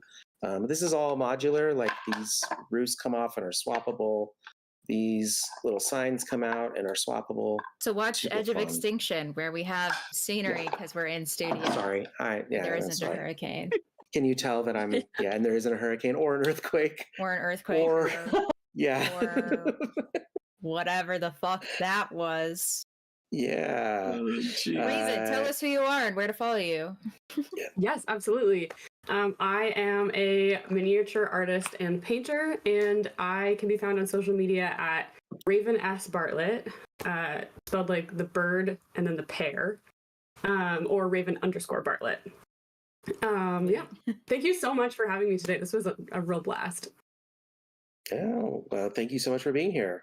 And JPG, tell us where we can find you. Once again, I'm JPG. Thank you so much to all of you for having me for this game. I'm a pop culture educator and consultant. You can find my company, Intermyth, at intermyth.org. And you can find me on all social media at SpeakerJPG. I help people launch their dream content. So, like, if you're thinking about like launching a TikTok or a Twitch stream or a podcast or something like that, you connect with me, and I can always help you out with that. Yeah, JPG is a really awesome member of the gaming community and has done a whole lot for us over here. And I'm sure we're going to collaborate a whole lot more in the future. We're really excited about that. I would love for my face to show up again on Infinite Sided Dice. So thank you. Yeah, without a doubt, you're an absolute delight. And same goes for you, if not doubly so, Jesse and Raven. It was so great to meet you both. And to play with you and to help you learn our wonderful game here at Infinite Sided Dice. All right. Hold on. Yeah. And my name is Anais Morgan. You can find me on this channel. Go watch Cyberpunk Edge of Extinction. Season 2 is airing now. You can also find us if there's anybody going to Big Bad Con at the end of September up in the Bay Area. I'm going to be there. My dad's going to be there. JPG's going to be there. So make sure you find us there and say hello and talk to us about Cyberpunk or whatever games that you're playing. And that's it. Well, I guess I'm Dustin Morgan. And you're Dustin, I guess, whatever. We don't care about you. What did you call me? The artistic director? I'm the composer. I called you a co-founder, artistic director, game master, composer. It's content creator, mini painter. Yeah, maybe when I cut this up into VODs, I'll put some music on it too. Yeah, I've been doing all the models and stuff. That's kind of my passion, I guess. But yeah, I do music and all that stuff, and put the channel together, and make a lot of phone calls and do a lot of organizing and scheduling, and that's what I do. But I love to talk about games, and I love to talk about minis, and I love to play games. So yeah, like Anaya said, she's better at this stuff than I am. Find us at Big Bad Con. Big Bad Con. Big Bad Con. Special thanks to Dayan Hutton for helping us run this stream. She's in Cyberpunk Edge of Extinction, so if you want to see her lovely face, instead of just thank you so much. Phone call. No, yeah, yeah. There's that. And thank you, Dave, for filming that news report. It was so good. You absolutely knocked that out of the park. Made this stream really special and helped it. Made it go off without a hitch, in spite of the hurricane and the earthquake and my microphone not working and everything else. We still made some gaming happen, so you can make gaming happen too. Right? Okay. Thank you for joining Infinite Sided Dice. Smash that like, subscribe, and all that stuff. Subscribe, bada things in the comments. Play in Cyberpunk Red. Do you prefer Cyberpunk Red to Cyberpunk 2020? Comment all of it down below. Oh, that's spicy. Yeah, I want to start some fights. Let's go. 2020 has its... anyway, I'm not talking about that right now. Thanks for watching. That's the end of the stream. Bye. Turn it off, Dave.